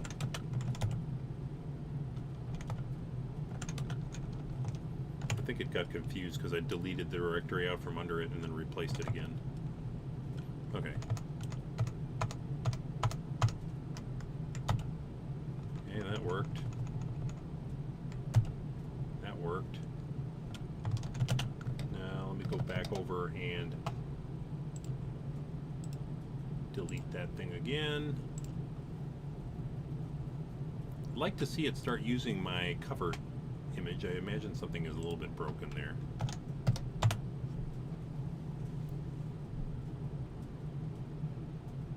There it is, and something doesn't seem right because there can't be an NBSP in there. There just can't.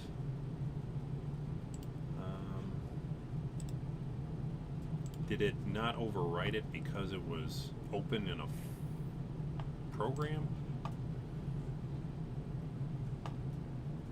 I mean, oh, there it is inside the, you know, inside the.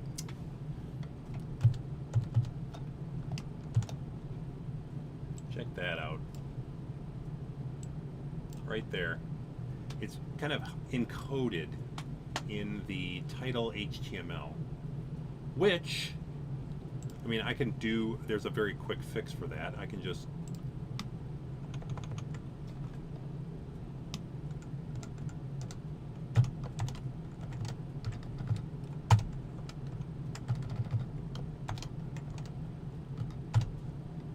I can do it. I can fix that there.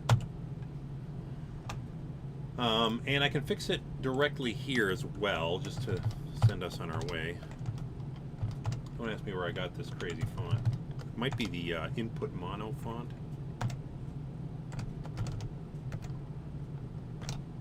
Okay, now I've saved that. I'm going to get out of here.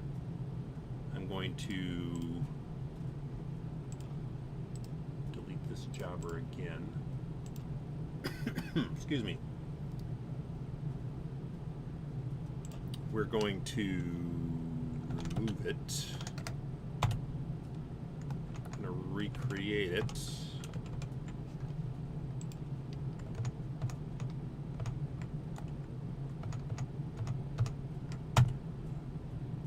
Then we're going to open it again.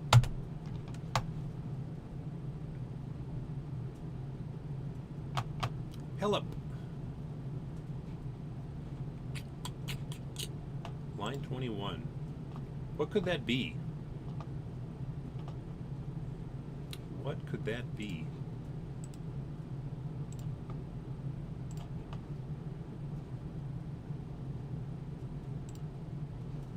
You know, it doesn't show me.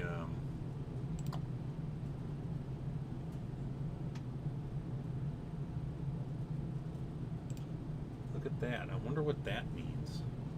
I mean, I see what it's talking about. It doesn't like this here. An HE lip? Is that another one?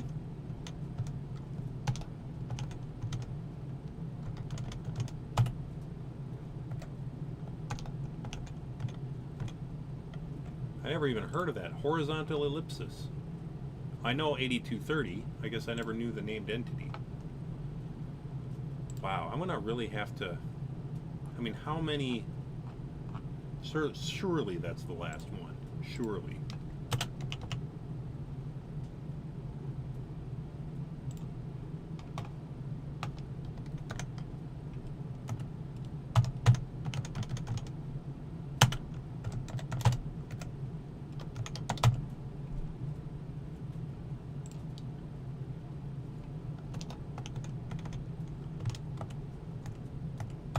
the only instance where that is used.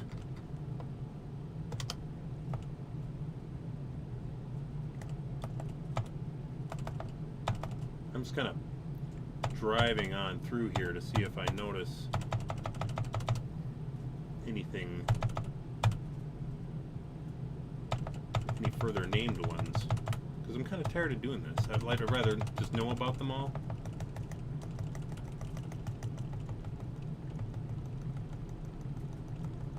I mean, another simple thing would be to put some fancy print statements, do some debugging.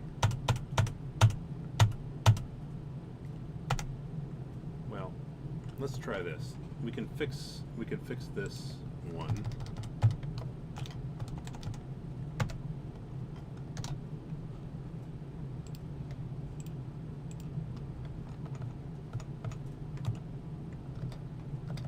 Go back here, close and delete.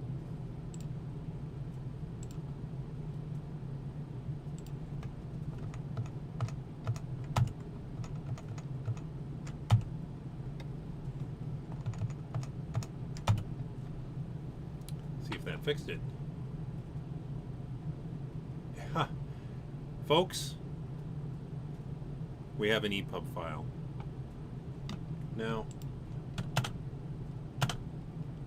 this is nice and all. It doesn't appear to use the fonts that I have specified. And it doesn't appear to use the cover image that I have specified. I'm curious as to why that is. Let's check out the manifest file.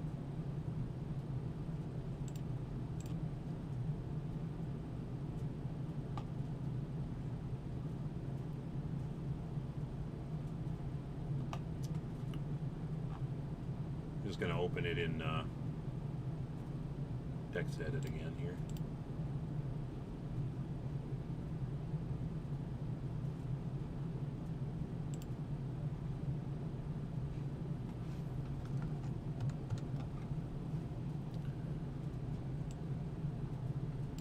So there is a kingcover.jpg.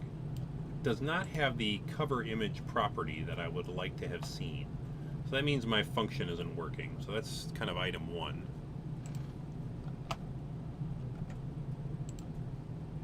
I'm going to go ahead and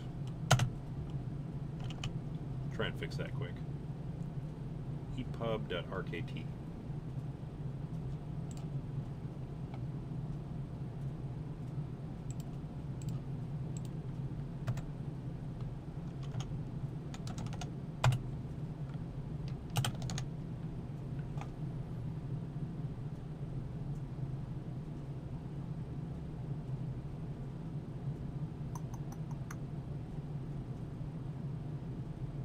Where are my manifest items?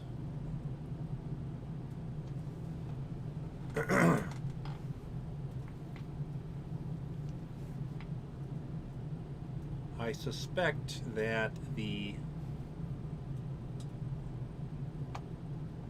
files are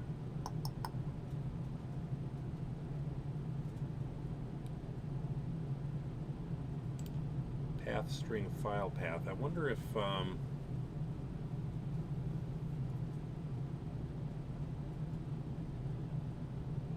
it includes the image. So instead of just saying, you know,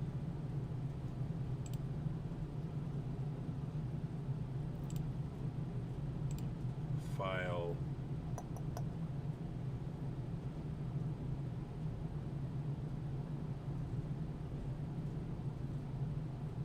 another thing I notice here is that I don't think that my CSS, there's no CSS here. So that's probably why it's not using the fonts. So let's see if we can't fix that quick. I could just brute force it and make it look pretty later, in the interest of time. This is in the language here. I wonder if what I'm going to do is I'm going to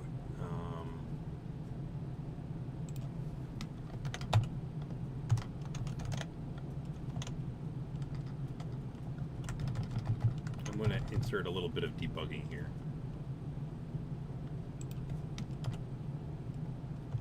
Display line path string file path.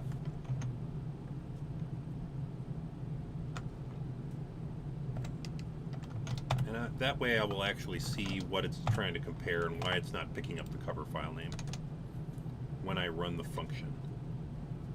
So, this being done, I will go back to the book file.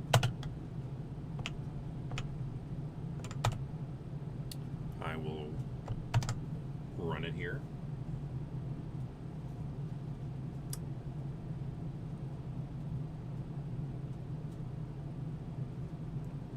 I will be hanging out. I think I'll be able to take the afternoon off tomorrow. I'll be hanging out at RacquetCon. If anyone else is going to be there, I don't know what my avatar is going to look like, but hope to see a bunch of cool folks there. Ezekiel, maybe you'll be able to. I don't know where it is, where your time zone is at, but it'd be cool to see you there. Okay, so it is only comparing just the file name, kingcover.jpg, which makes it tough for me because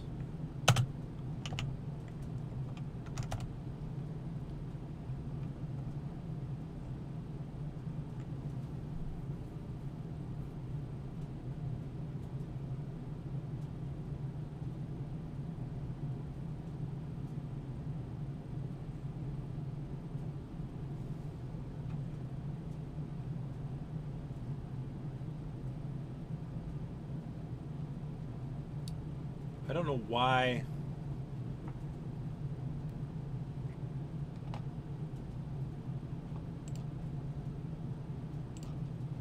I'm just going to get a little bit elaborate here. Format, input,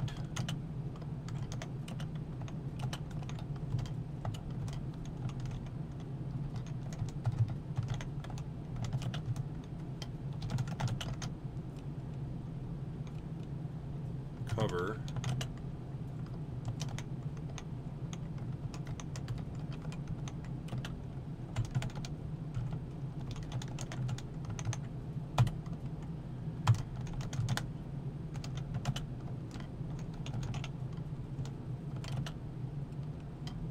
you know, just basically this.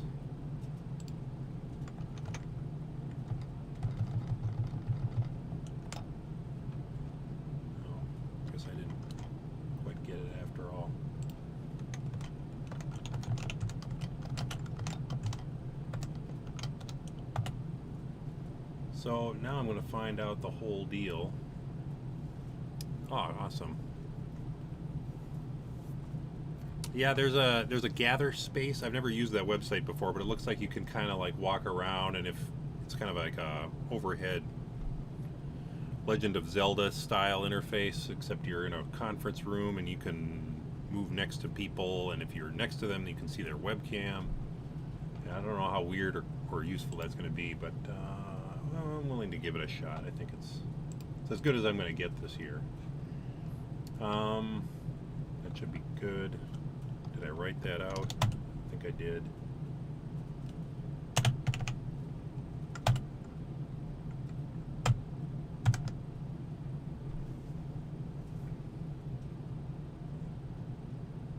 Okay, we're going to try this again. We're going to see exactly what it's comparing.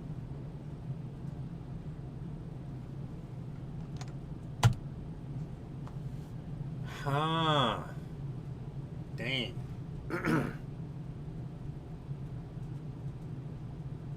I see what it's doing. It's the problem I had, except in reverse. What's happening is, well, I don't know why I didn't think to look up here before, but it's included right here.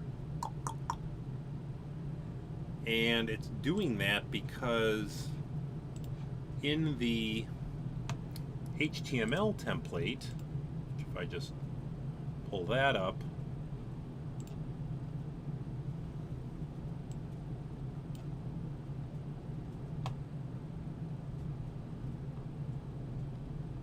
Kind of wants the image folder in there. If I scroll past all this JavaScript, get right down to the actual template here.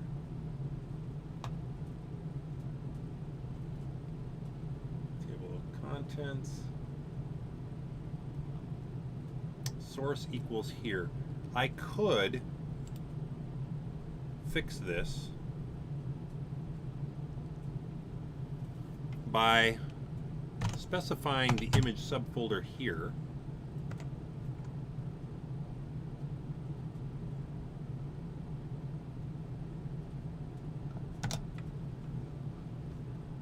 And removing it from here. Okay, that might get me what I want. That probably will get me what I want.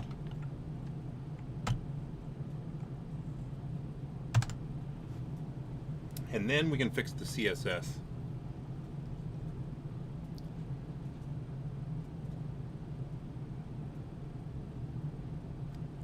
So I've rerun the thing, write it out.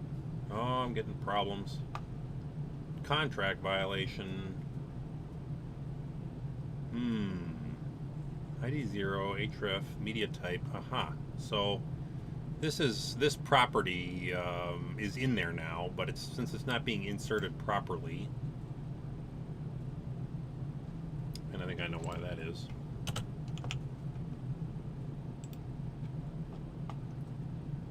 Oops, sorry. I wonder if there's a way I can, yeah, let's just fit down a little bit here. Okay. It's appending on there.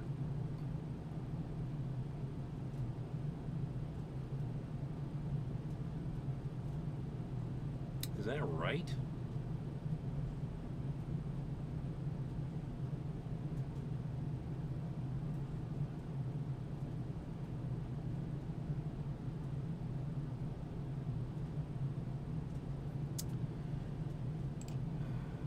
It's appending, but it adds, you know, yeah, the list of things kind of gets spliced in there. So I see what's going on there. What I need to do is just list.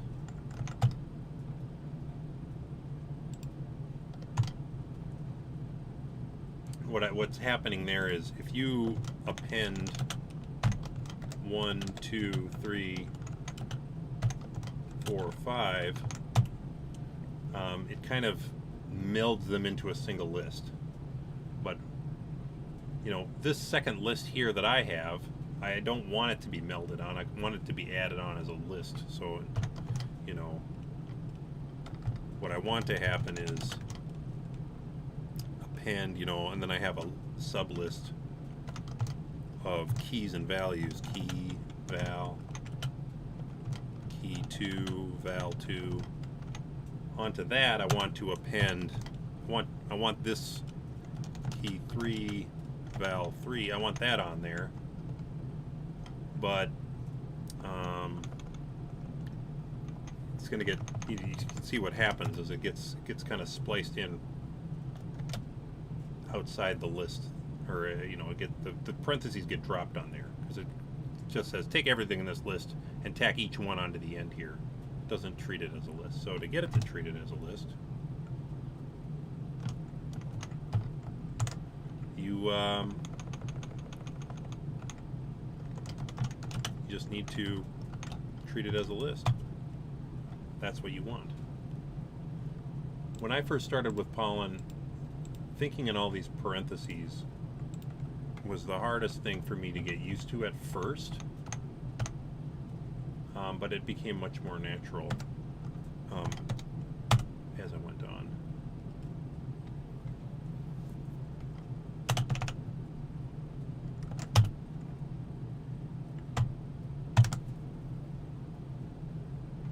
I'm running it again here. It's already got an error. I think this is going to be a problem.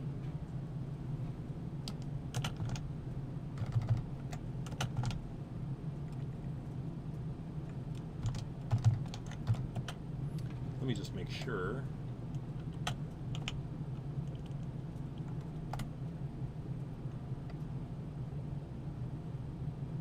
What doesn't it like about this? What did I do wrong?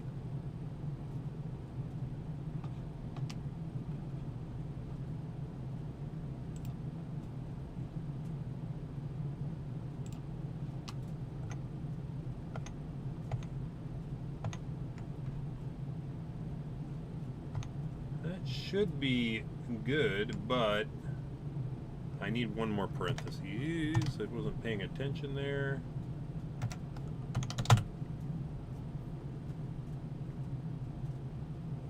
Okay, that's good.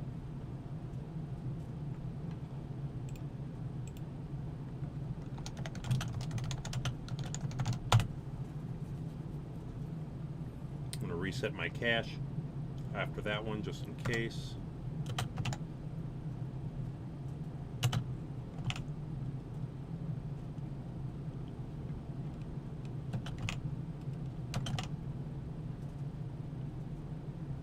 And here we go.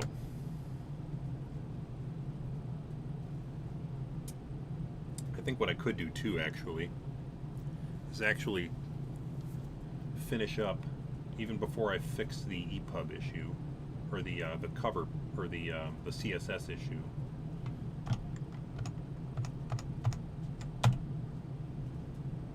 What doesn't it like about this? Oh, it doesn't like me adding a null. It doesn't like me adding a null onto there.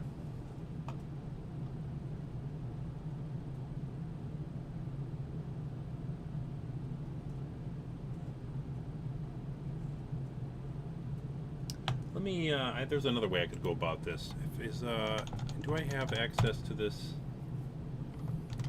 Require TX expression. Let me just test something out here. Define X, TX to be an X expression.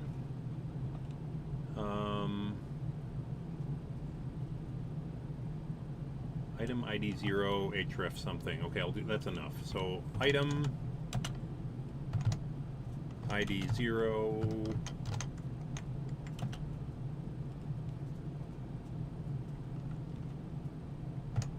href pound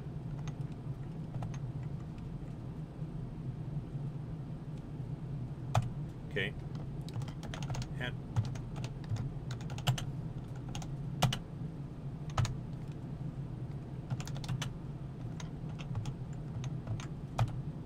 so that sets it on there. That sets the attribute. What if I don't happen to have anything to give it?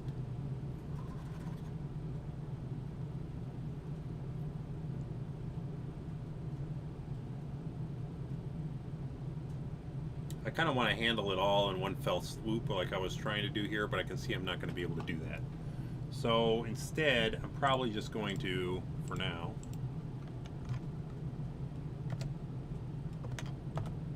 I'm just going to define item tag item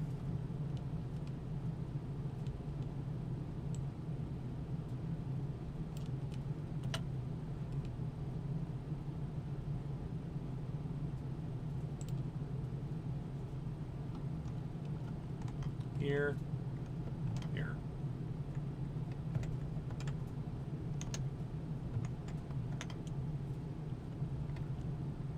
Okay, and then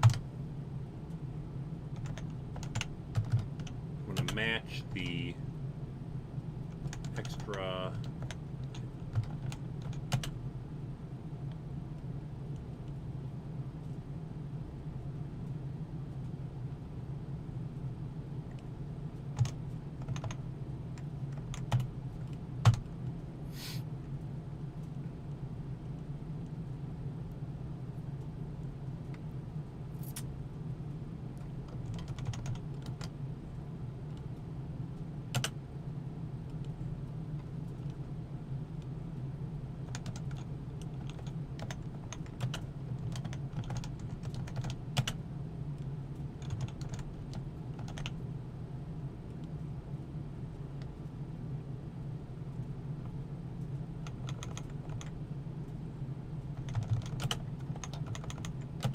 going to be a list at this point, so I'm just going to apply it.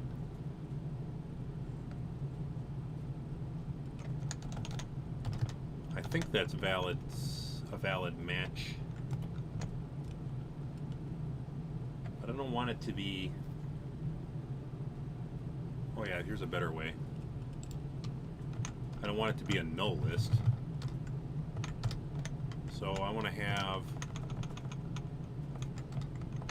list key val. I have item tag key val here. And then if it's anything else, item tag.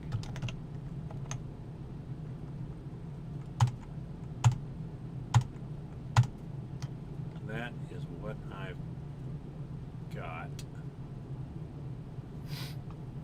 Do I have... Yeah, I have the tagged X expression function here. So let's make that work.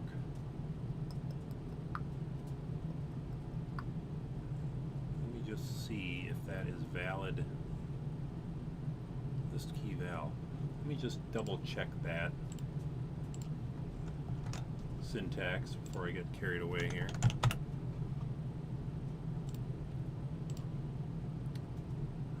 Let's see. List LVP, match a sequence.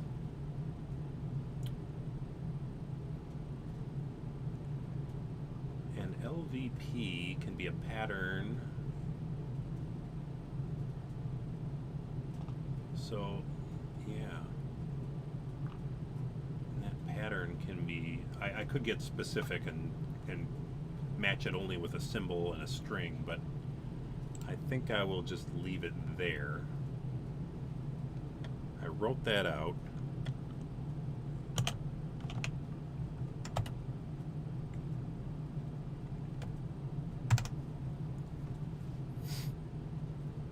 So, yeah.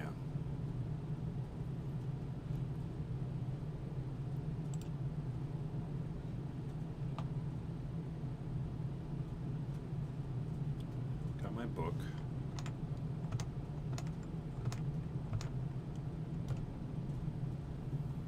I think, ladies and gentlemen, that we may have fixed the cover image problem.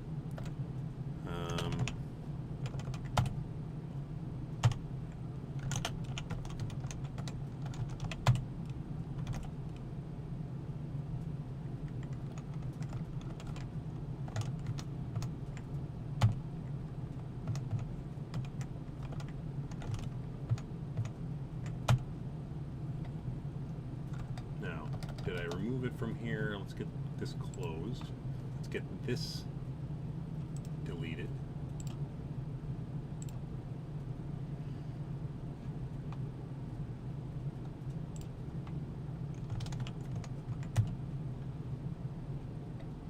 Well, I still don't see a cover image there. I still don't see a cover image there. Did I have this book.opf open and it didn't want to change it? Is that what it was, maybe?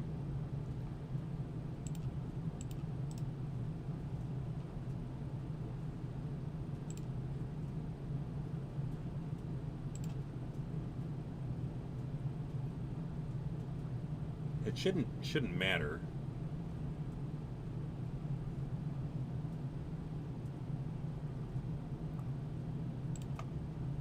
Open.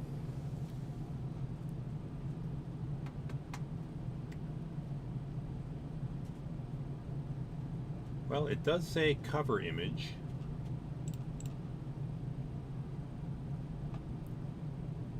Now here's a question for you. A big reason why this could be not working is it's not actually copying the actual, see, it's not actually copying the files into there before I zip it up. And I could probably fix this.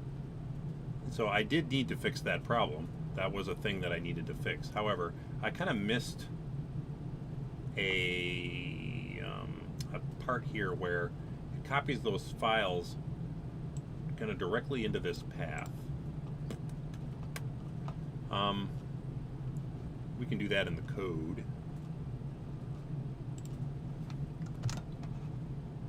Bracket reference, operating system, file system,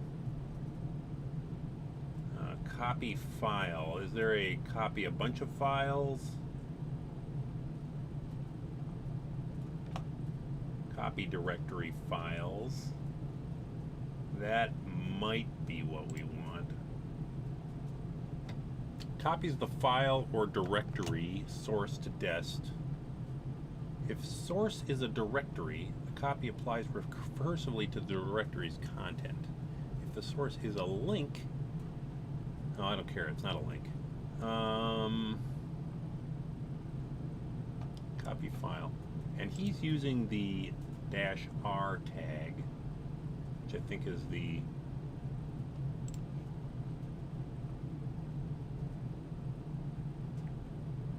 let's try that. Let's just try wrong one. We want the ePub. We're going to go down here.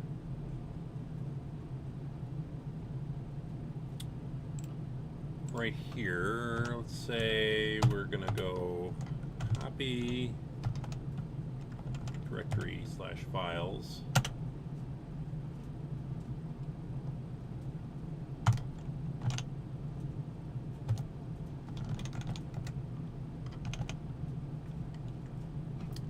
I have images folder and fonts folder.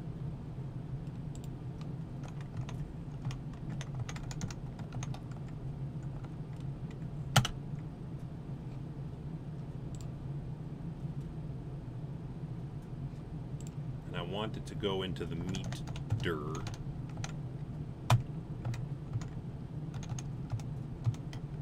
And then I can do the same thing for the fonts.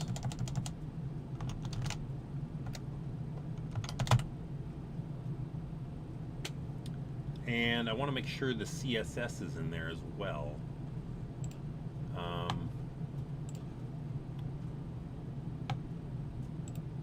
There's an ePub.css.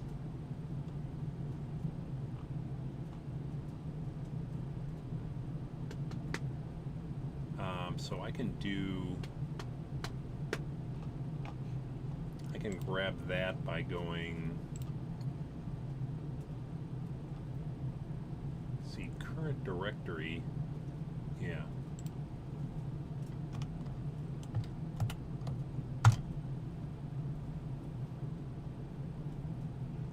I really shouldn't be using current directory. I should be using current project root. That would be better, but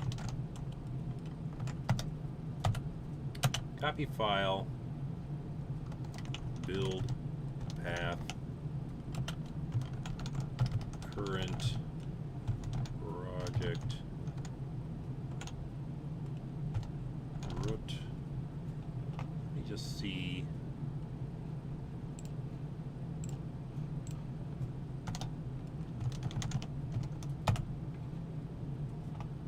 That's in the setup module, I believe, of Pollen.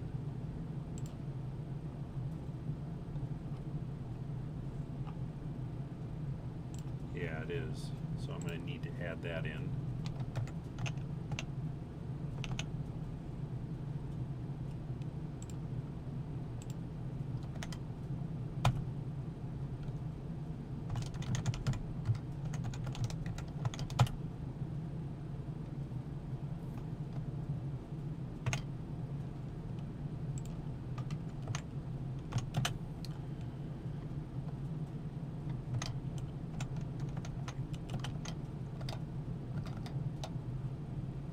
ePub.css. Copy file to, I believe that's what Robin does.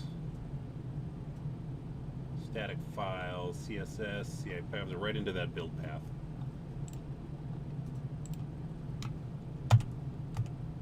This being the case, I'm now going to just add the commands in to do the zipping for me. Processes you want is system command.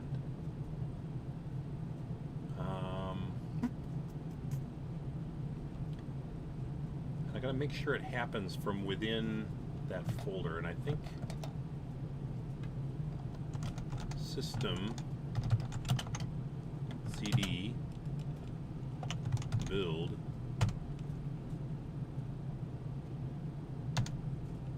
ePub system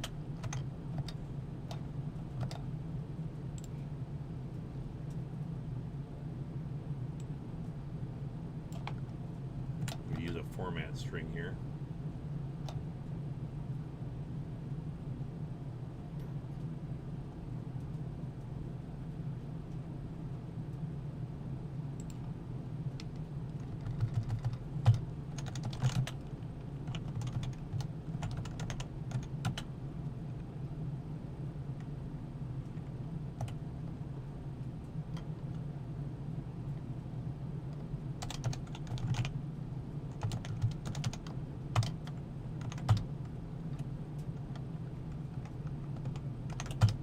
Okay, getting there, getting there.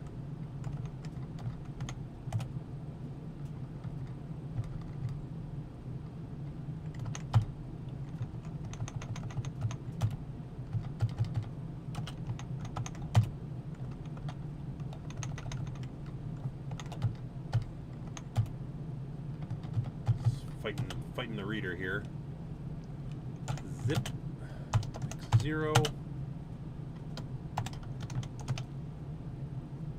slug. I have that already, don't I? I do.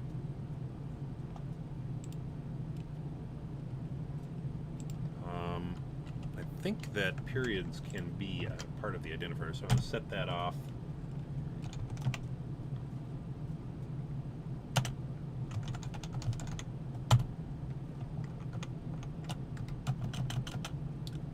Zip R ePub INF book, and that should be it.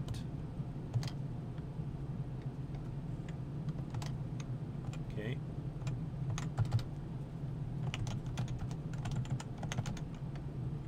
Now there's a return value from this. It returns a true or false. So I want to return that instead of this true that I've always been returning. That'll tell me whether it thinks it's succeeded or not. And that is new and improved.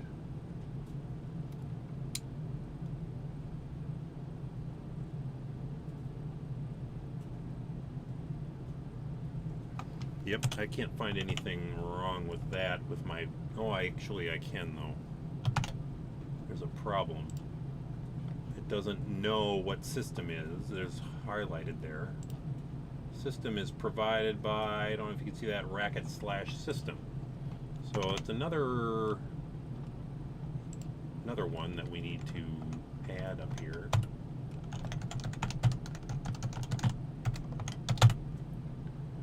And I think we'll be good after that. Glad I checked that.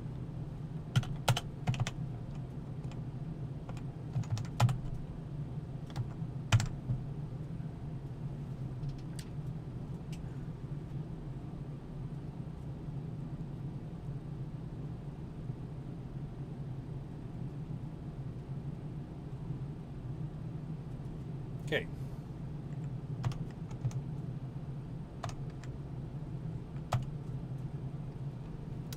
Cannot make directory. The path already exists.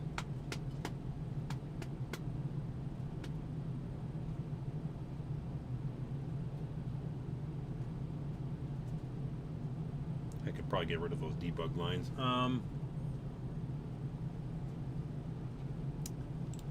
Go back there.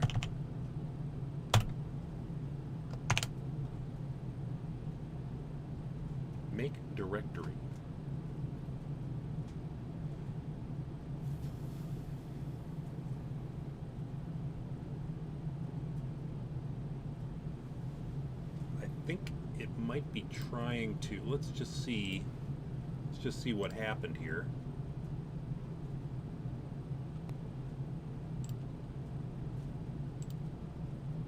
It couldn't make those files.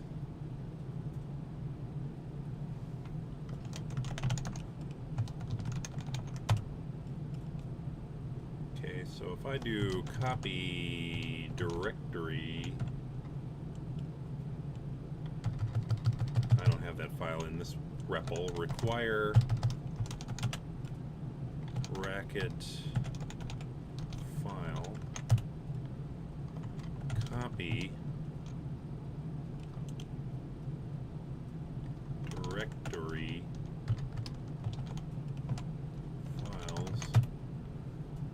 Okay, so it knows that the function exists. Whoops.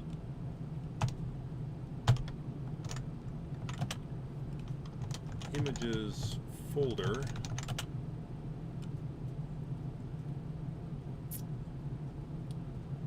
Boy, I don't have access to those variables.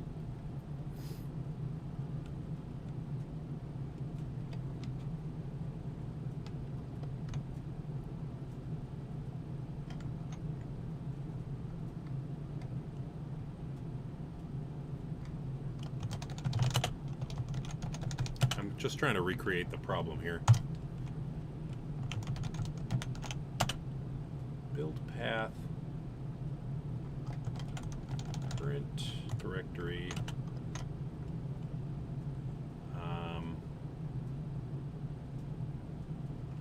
build ePub book,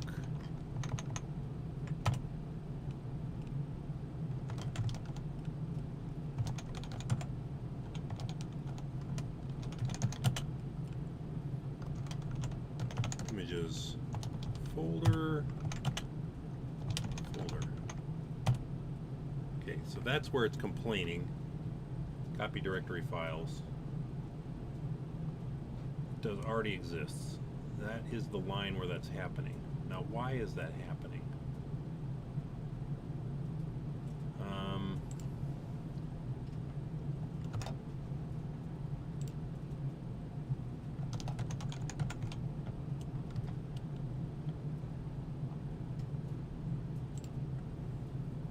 Copies the file or directory source to destination.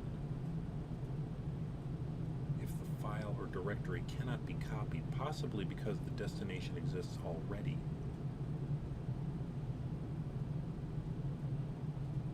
Well, I don't want to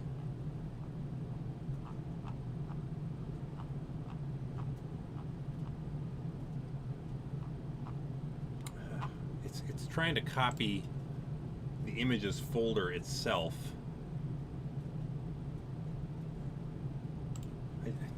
It's not smart enough for me. I need, I can copy individual files.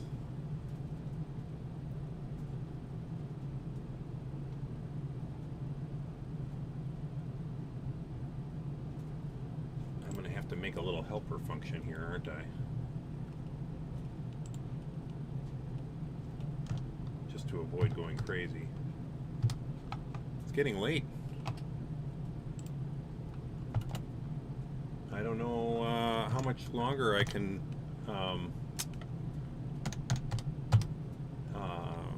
presume upon your attention spans.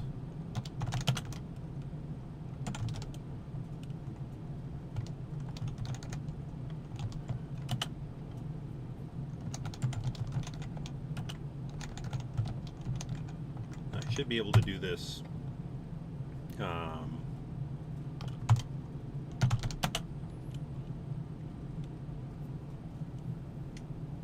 with a library function.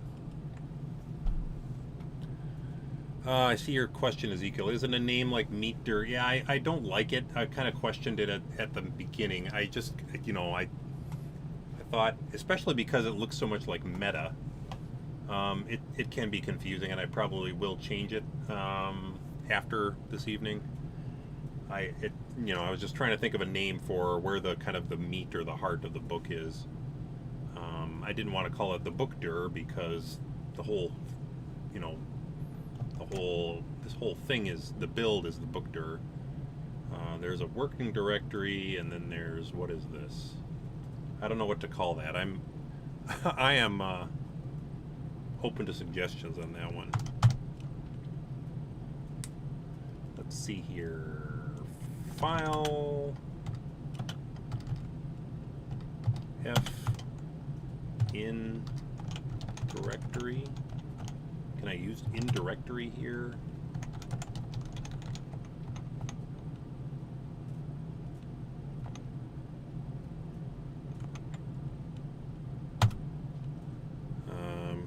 Copy file F. Creates the file dest as a copy of source. So what I want to do is build path dest folder F. That's what I want. That's all I wanted it to do. Racket, couldn't you give that to me? Couldn't you give that functionality to me in the standard library? I want to see. Just want to make sure that I can use in directory. You say you have ADHD, Ezekiel, but you've been here for quite a while, so I applaud you. I don't doubt you. I'm just saying, and maybe you just have me on in the background, which is fine. Runs a sequence that returns all an in-directory sequence traverses nested subdirectories recursively. Use the result of directory list as a sequence. So this is fine. I don't have any. Okay, so that's fine. So I'm going to use in directory there. So then I'm going to go copy files, and so instead of here, I can do, and another thing I need to do correctly is build path dir epub.css. So that because I guess you have to have the whole file name spelled out. I wonder. No. So I called that copy files to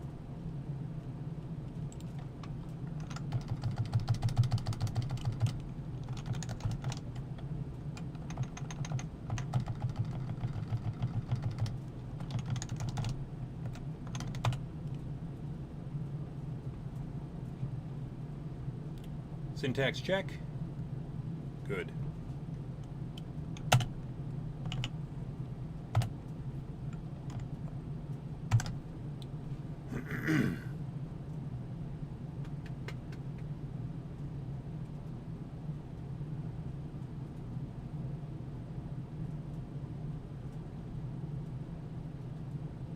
Okay.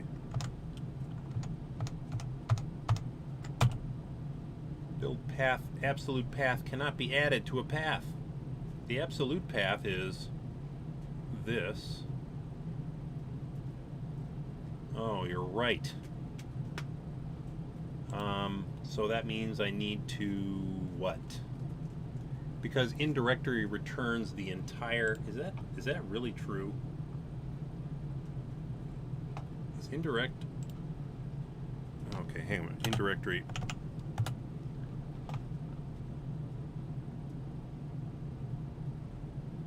I mean, it's in here. I think it's balking at this here. This file is a complete path.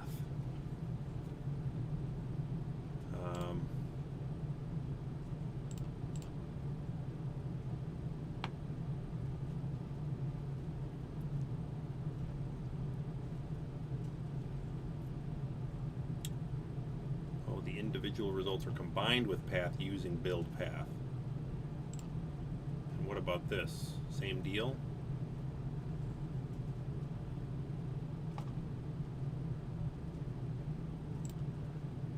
Apparently what's resulting from this, and of course this is a complete path. I need only the file name part of it. And there's a way to get that, which is either split path or explode path.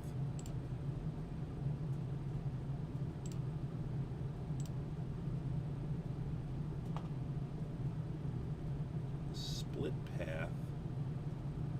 I mean, I want to just get the file name, really. If there's a function that will give me just the file name.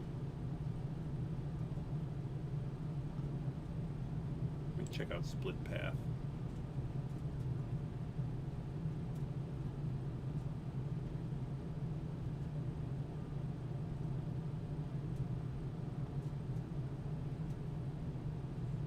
Three values are returned. Base is either a path, relative if or path is for directory. Name is either a directory name path, file name. Let me let's see here. Let me just try this. I can do define f build path current directory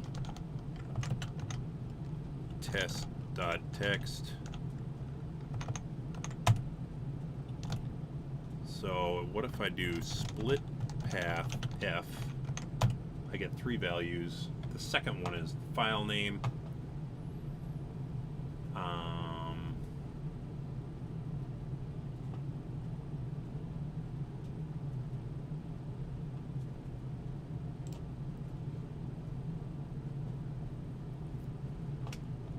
So I think I can just define values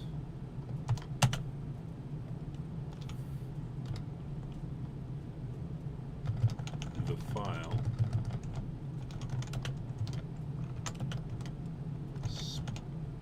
I kind of need I need this here too. Split path F, and then I can put the file. That way I'm only copying, I'm building only the file name onto there.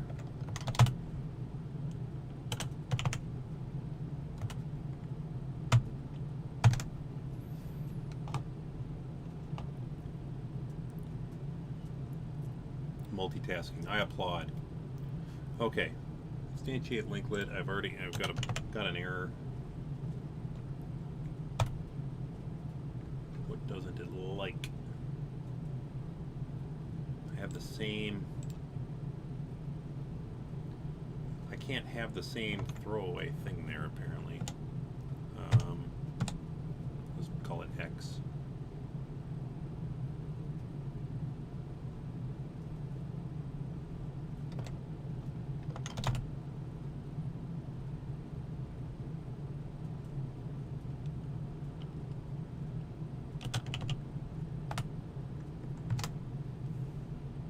So close.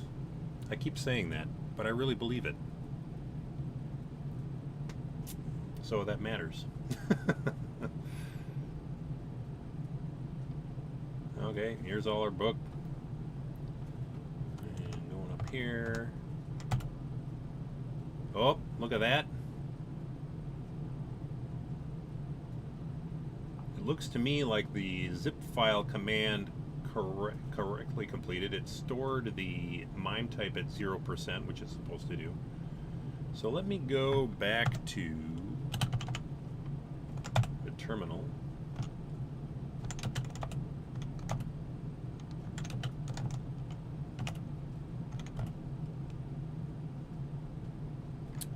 It correctly named our ePub file, which I will now delete from here, and once that's done,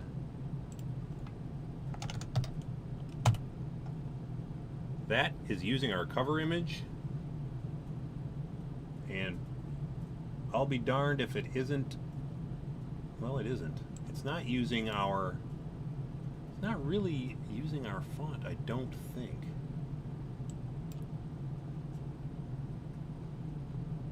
What is going on here? Okay. But it looks nicer. It might be, you know, I haven't actually looked at the ePub CSS. Let's just look at that in text edit here quick. Well, it wants to use the Volcorn format, but it refers to them by subfolder, and maybe we should be keeping them in the folder. Here, it's just copying them in there. I wonder what happens if I, from the shell,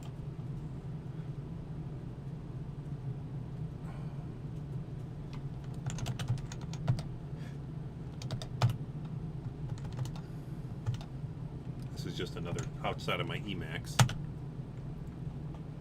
What if I go to,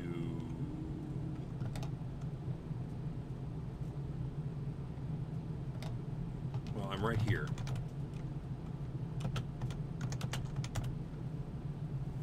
CPR, just like it shows here, image,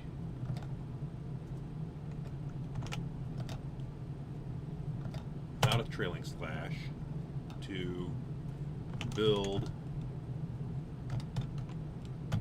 ePub book. Now what, hang on a sec, the build path,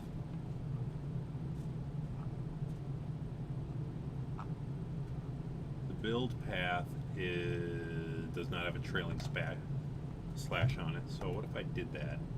And now I go over here. Oh, see, it copies the folder itself, which is interesting because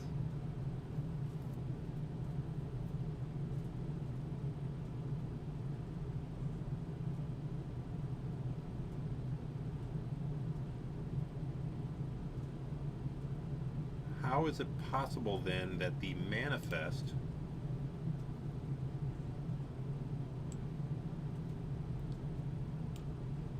does not include the subfolder name, if that's the case?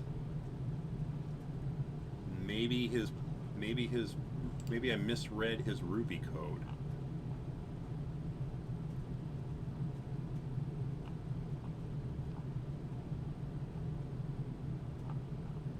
Well, it's getting late, so what I'm going to do is I am going to open an issue for this later. I can get this done later, but what I want to kind of wrap up with is Reiko Pollen render book.epub. And because I now have a function that's creating, because I now have a function that's writing out these files and generating a zip file, I'm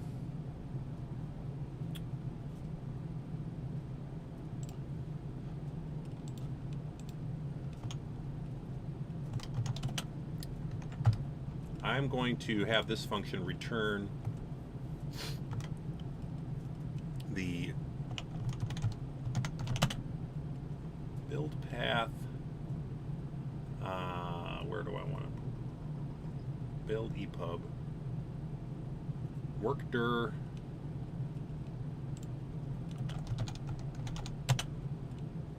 ePub file name.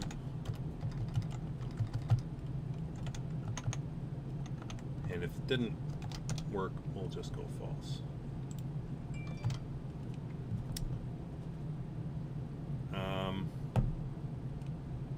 I'm going to make that file name up here.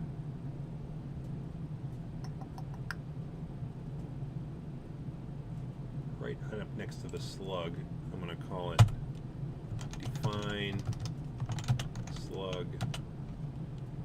I'm doing it already down here, I believe.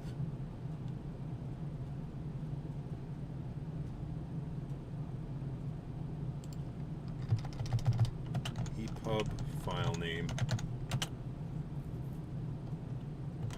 format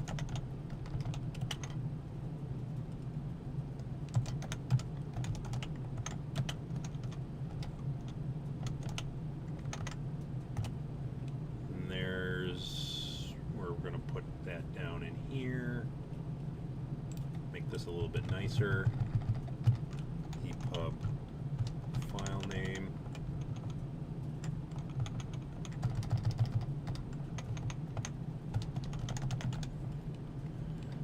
Okay, now I think that works. Okay, no problems there. So now I'm returning the file name of the ePub.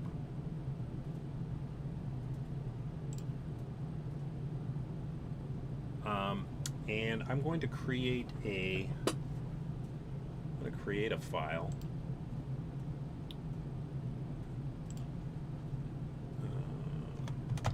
There's a template.html.p. I'm going to create a template.epub.p. I'm just going to open it in Vim here.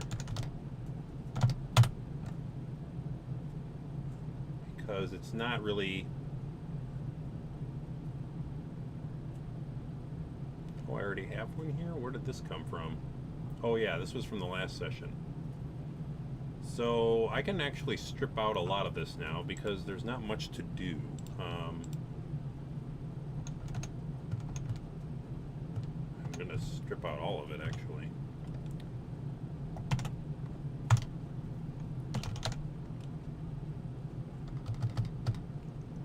Define.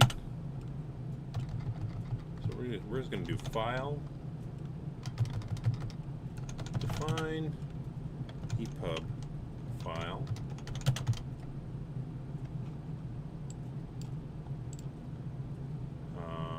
What is my...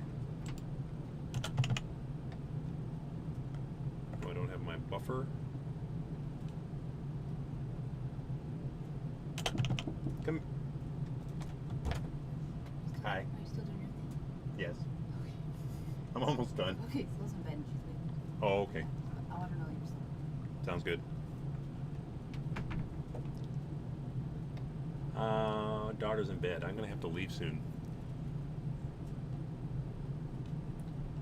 Let's do this.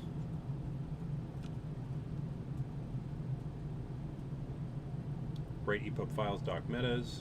That I can do.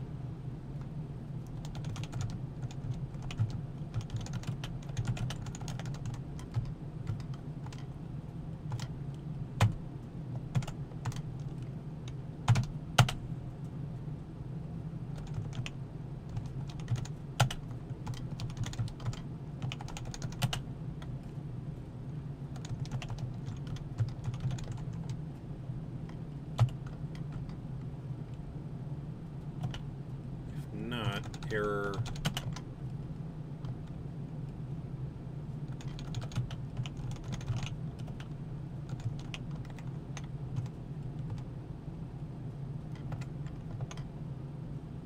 Oh, interesting.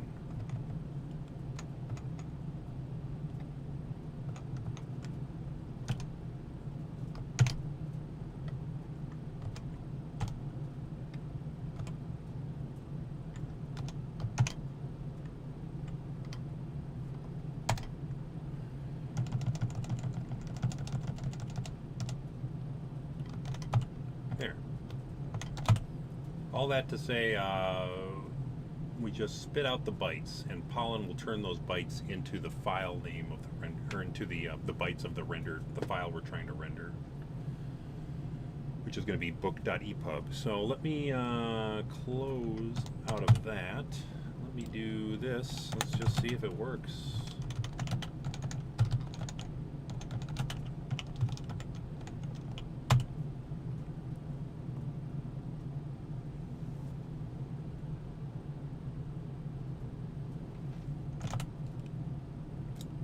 Well, it didn't seem... Oh, you know what? We have a HTML file. We need a poly file. This file only wants to become an HTML. So if we do git mv, I think this is the way to do this. Git mv book.html.pmd book.poly poly.pmd. Okay, now do the same thing. Rayco pollen render. Still doesn't like it. Be a little bit more specific.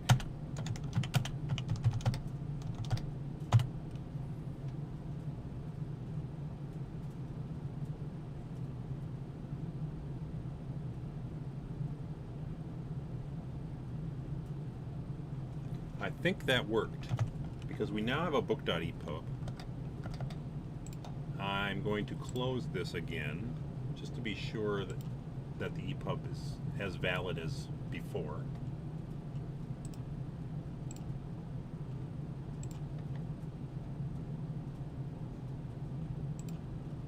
As soon as that's done, I'm going to open book.epub.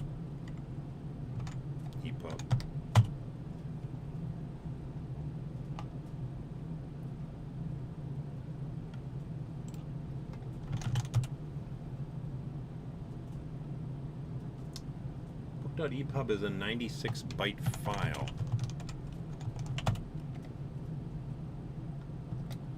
I'm not, I know what this is. Again, you have to make sure the file, you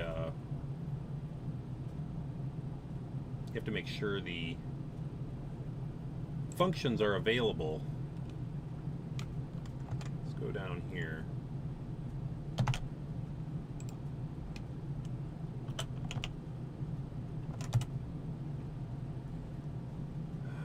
So we're going to do provide.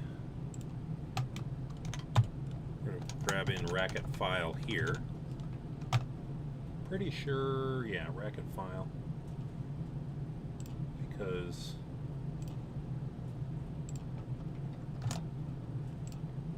file bytes is in the racket file. Yeah, it's in the racket file module. So then we're going to also provide file bytes. Got to make sure those functions are available. And now I'll do it again.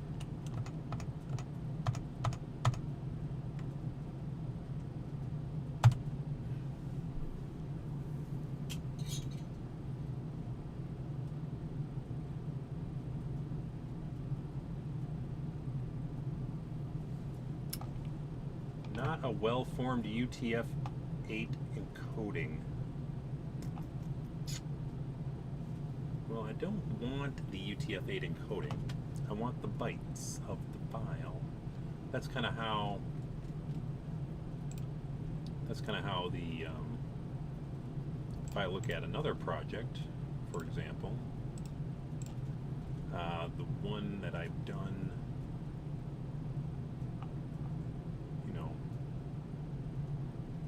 where's the notepad? This is my Pollen blog. Let me look at my template for LaTeX in there. My PDF template.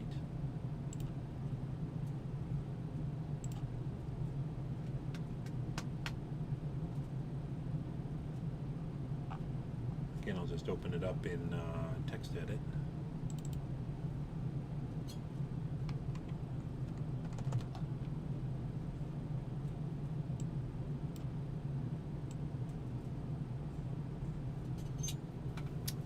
It spits out bytes.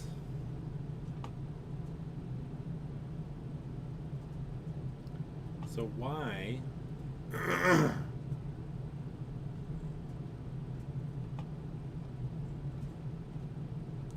why does this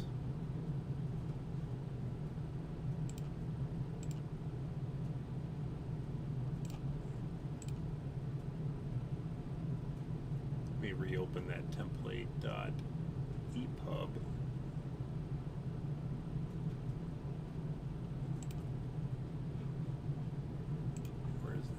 Where is that template?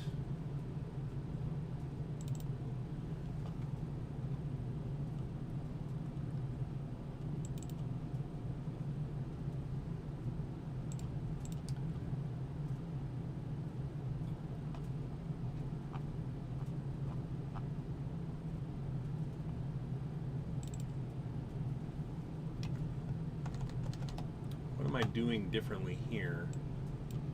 File bytes.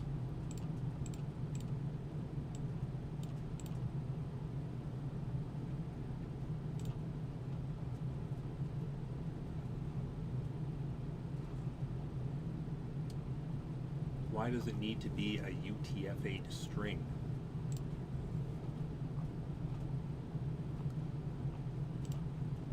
Let me just confirm that I can go into the notepad still, and you know, is this a pollen regression has been introduced lately? That has happened. I'm gonna go, let's see here, less posts. Okay, so what if I do Rako, let me just, RM, there's a lot of these in here. It's a shorter name, Racket School. Okay, so let's take an RM posts Racket School PDF. Okay, I want a Rako pollen render posts Racket School 2019 .pdf.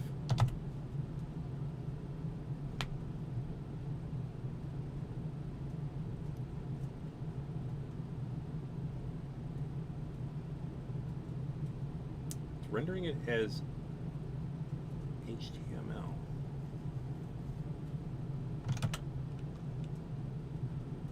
I think we might have a regression here, because it didn't used to work this way.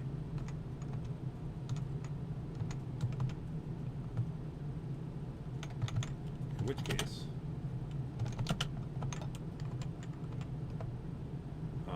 our evening may be coming to a close.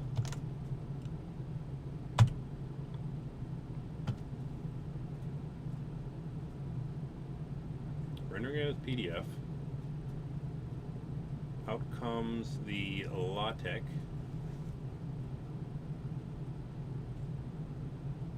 And it rendered it to a PDF file. So it's not a regression.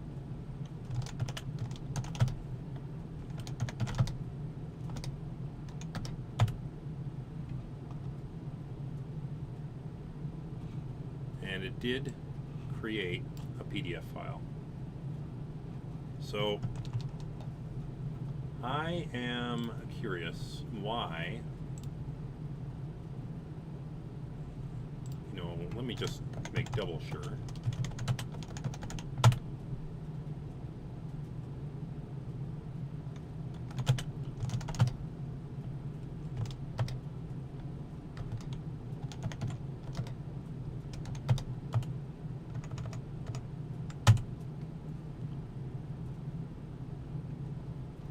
Try it again just to make sure that it's working correctly. Rendering as PDF. Then Z-text is going to come up.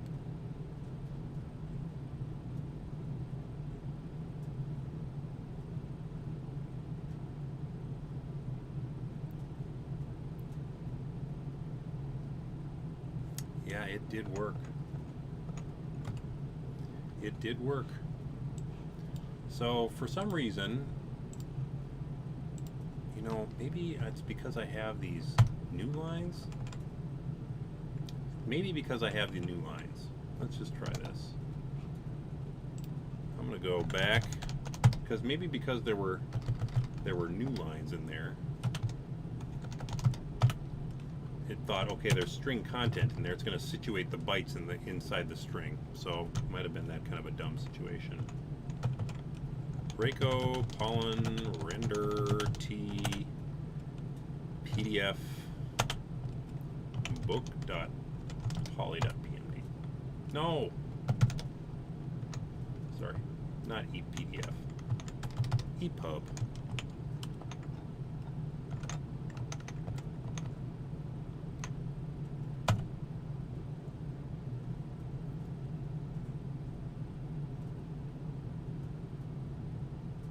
You know what? That might have done it.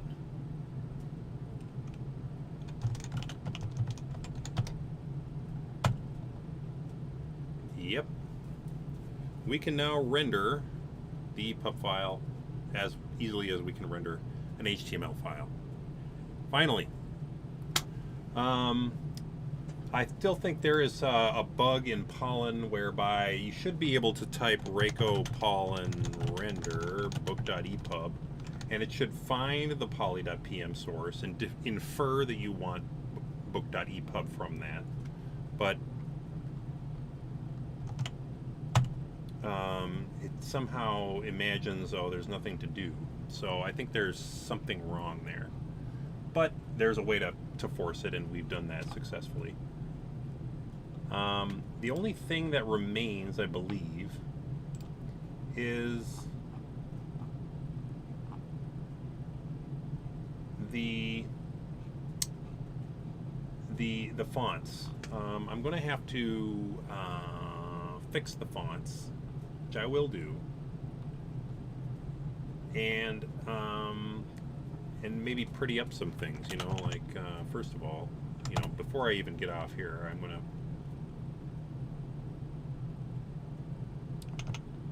go down here and